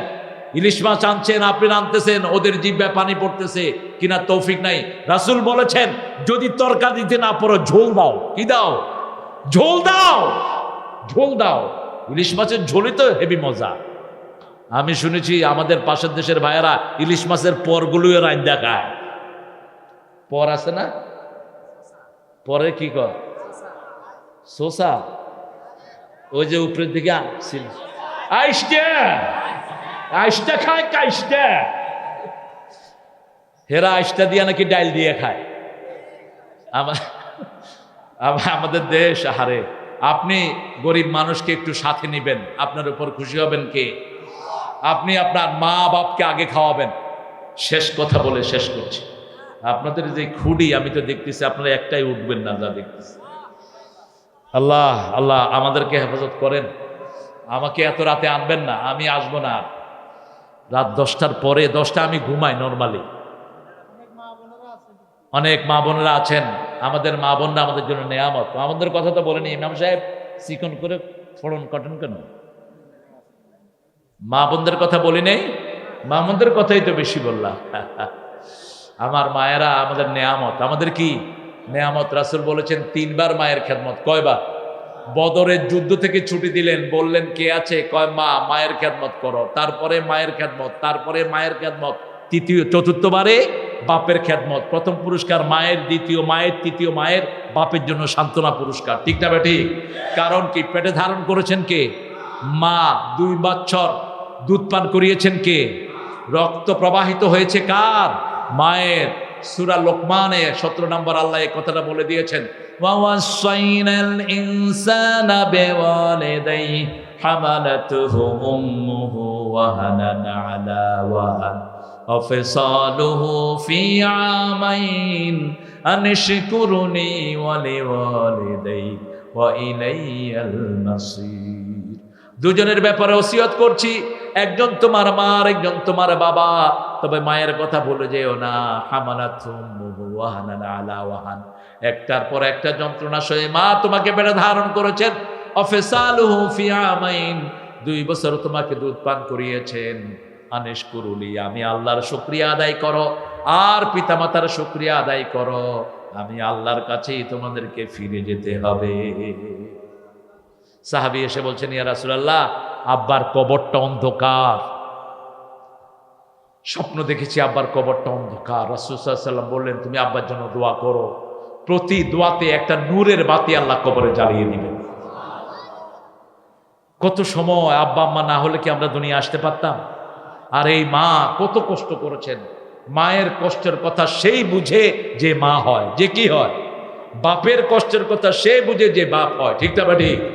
তাহলে আমরা আল্লাহর কাছে আমাদের সম্পদ বিক্রি করে দেব, ঠিক আছে তো? জান এবং মাল। আজকে থেকে 5 ওয়াক্ত নামাজ ছাড়বো না, রাজি আছি তো? দেখি কারা কারা একটু বলেন, হে আল্লাহ, আপনার নামে শপথ করছি, জীবনে আর কোনোদিন 5 ওয়াক্ত সালাত, রমজানের রোজা, হজ, যাকাত দল করা ছেড়ে দেব না। আমিন ইয়া রাব্বাল আলামিন। সুবহানাকা আল্লাহুম্মা বিহামদিক আশহাদু আন লা ইলাহা ইল্লা আনতা আস্তাগফিরুকা ওয়া আতুবু ইলাইক। এখন দোয়ার দিকে যাব। আর কোনো ঘোষণা আছে? কই সব? হ্যাঁ, ও গজল। মন আমার কাঁদে রে, প্রাণ আমার কাঁদে রে, যেতে সোনার মদিনা। মন আমার কাঁদে রে, প্রাণ আমার কাঁদে রে, যেতে সোনার মদিনা। যে মদিনা ধন্য হলো পেয়ে তব ঠিকানা। মন আমার কাঁদে রে, প্রাণ আমার কাঁদে রে, যেতে সোনার মদিনা। শাহাদাত শাহাদাত শাহাদাত চাই, শহীদ হয়ে বাঁচতে চাই। শাহাদাত শাহাদাত শাহাদাত চাই, শহীদ হয়ে বাঁচতে চাই। যে পথে শাহাদাত, সে পথে জীবন হারাতে চাই। শাহাদাত শাহাদাত শাহাদাত চাই, শহীদ হয়ে বাঁচতে চাই। আলহামদুলিল্লাহ, আমরা ইনশাআল্লাহ একটা সঙ্গীতের অনুষ্ঠান করবেন, ইসলামীয় সঙ্গীত, শুধু এটাই গাবো ইনশাআল্লাহ। আমাদের প্রিয় সভাপতি এখন একটু কথা বলবেন। জি, সভাপতি সাহেব কথা বলবেন, তারপর আমরা দোয়া করব। দোয়ার পরে আমরা ইনশাআল্লাহ এখান থেকে যাব। আমরা দোয়া করব। দোয়া রাসূল সাল্লাল্লাহু আলাইহি ওয়াসাল্লামের কাছে চাইলেও তিনি করতেন। আমরা দোয়া করব, বিশেষ করে আমার ফিলিস্তিনি ভাইদের জন্য। আমরা সবাই ফিলিস্তিনকে ভালোবাসি তো, ফিলিস্তিনিদের আমরা বিজয় চাই। আল্লাহুম্মা আমিন। লা ইলাহা ইল্লা হুয়াল হালিম সুবহানা রাব্বিল আরশিল আযীম। আল্লাহুম্মা সাল্লি ওয়া সাল্লিম আলা নাবিয়িনা মুহাম্মদ ওয়া আলা আলিহি ওয়া সাহবিহি আজমাইন। দুকুরিয়া বেড়া বাজার কেন্দ্রীয় জামে মসজিদের উদ্যোগে আয়োজিত আল্লাহ রাব্বুল আলামিন বেলকুচি থানার সিরাজগঞ্জের এই প্রাঙ্গণ থেকে হাজার লক্ষ জনতা নিয়ে আপনার কাছে ভিক্ষার হাত তুলেছি। আমাদের জীবনের গুনাহগুলো আপনি মাফ করে দেন। আজকের নামাজ, আজকের রোজা সহ সারা জীবনের আমল আপনার শাহী দরবারে কবুল করুন। তার হাদিয়া সমস্ত আম্বিয়া কিরামের আরওয়াহ মুবারকে পৌঁছায়া দেন। বিশেষ করে যেই নবী আলাইহিস সালাম সারা জীবন উম্মতি উম্মতি বলে কেঁদেছে, সেই নবী আলাইহিস সালামের রওজা মুবারকের সওয়াব পৌঁছিয়ে দেন। এ পর্যন্ত যত মুমিন মুমিনাত, মুসলিম মুসলিমাত কবরে চলে গেছে, সবার আরওয়াহে সওয়াব পৌঁছিয়ে দেন। বিশেষ করে আমরা যারা হাত তুলেছি, অনেকের মা নাই, অনেকের বাবা নাই, পিতামাতার কবরকে জান্নাতের বাগান বানায়া দাও, বেহেশতের পোশাক তাদের গায়ে পরায়া দাও। যাদের পিতামাতা বেঁচে আছে হায়াত দারাজ করো, নেক আমলের তৌফিক দাও। রব্বির হামহুমা কামা রাব্বায়ানি সগীরা। দুকুরিয়া বেড়া বাজার কেন্দ্রীয় জামে মসজিদের কমিটিকে তুমি কবুল করে নাও। এই মসজিদটাকে মসজিদে নববীর মতো কবুল করো। যারা দান দিয়েছে তাদেরকে তুমি কবুল করো। আল্লাহ, আমার যত ভাই বোন এখানে এসেছেন সবাইকে মাসুম বানায়া দাও। আল্লাহ, মোহাম্মদ হেলাল উদ্দিন প্রামাণিককে তুমি কবুল করো। আমাদের আশরাফ আলী স্বপন ভাইকে তুমি কবুল করো। আলহাজ ডক্টর আলতাফ হোসেনকে তুমি কবুল করো। যত মেহমানের নাম এসেছে তুমি কবুল করো। আমার চেয়ে অনেক সুন্দর বলেছেন আলহাজ মাওলানা মোহাম্মদ গোলাম মুর্তজা হুজুর, তাকে তুমি কবুল করো। নজরুল ইসলাম সেরারজি ভাইকে তুমি কবুল করো। কত আলেম ওলামা এখানে বসে আছে, মসজিদের ইমাম, সবার হায়াত দারাজ করে দাও। তাদের মুসল্লিদেরকে তুমি কবুল করো। আল্লাহ রাব্বুল আলামিন সারা দুনিয়ার সব মুসলমানদেরকে তুমি মাফ করে দাও। ফিলিস্তিনের ভাইদেরকে তুমি বিজয় দান করো। ইহুদির বাচ্চাদেরকে তুমি রাস্তা নাবুদ করে দাও। অচিরে ইসরায়েলকে তুমি মুসলমানদের হাতে তুলে দাও। আল্লাহ, সারা দুনিয়ার সব বিপদ মুসিবত থেকে সব মানুষকে হেফাজত করো। আল্লাহ, আমাদের এলাকার সকল ব্যবসায়ীর ব্যবসায় তুমি বরকত ঢেলে দাও। সিরাজগঞ্জের কাপড় না হলে বাংলাদেশের লোকদের বড় অসুবিধা হয়ে যেত।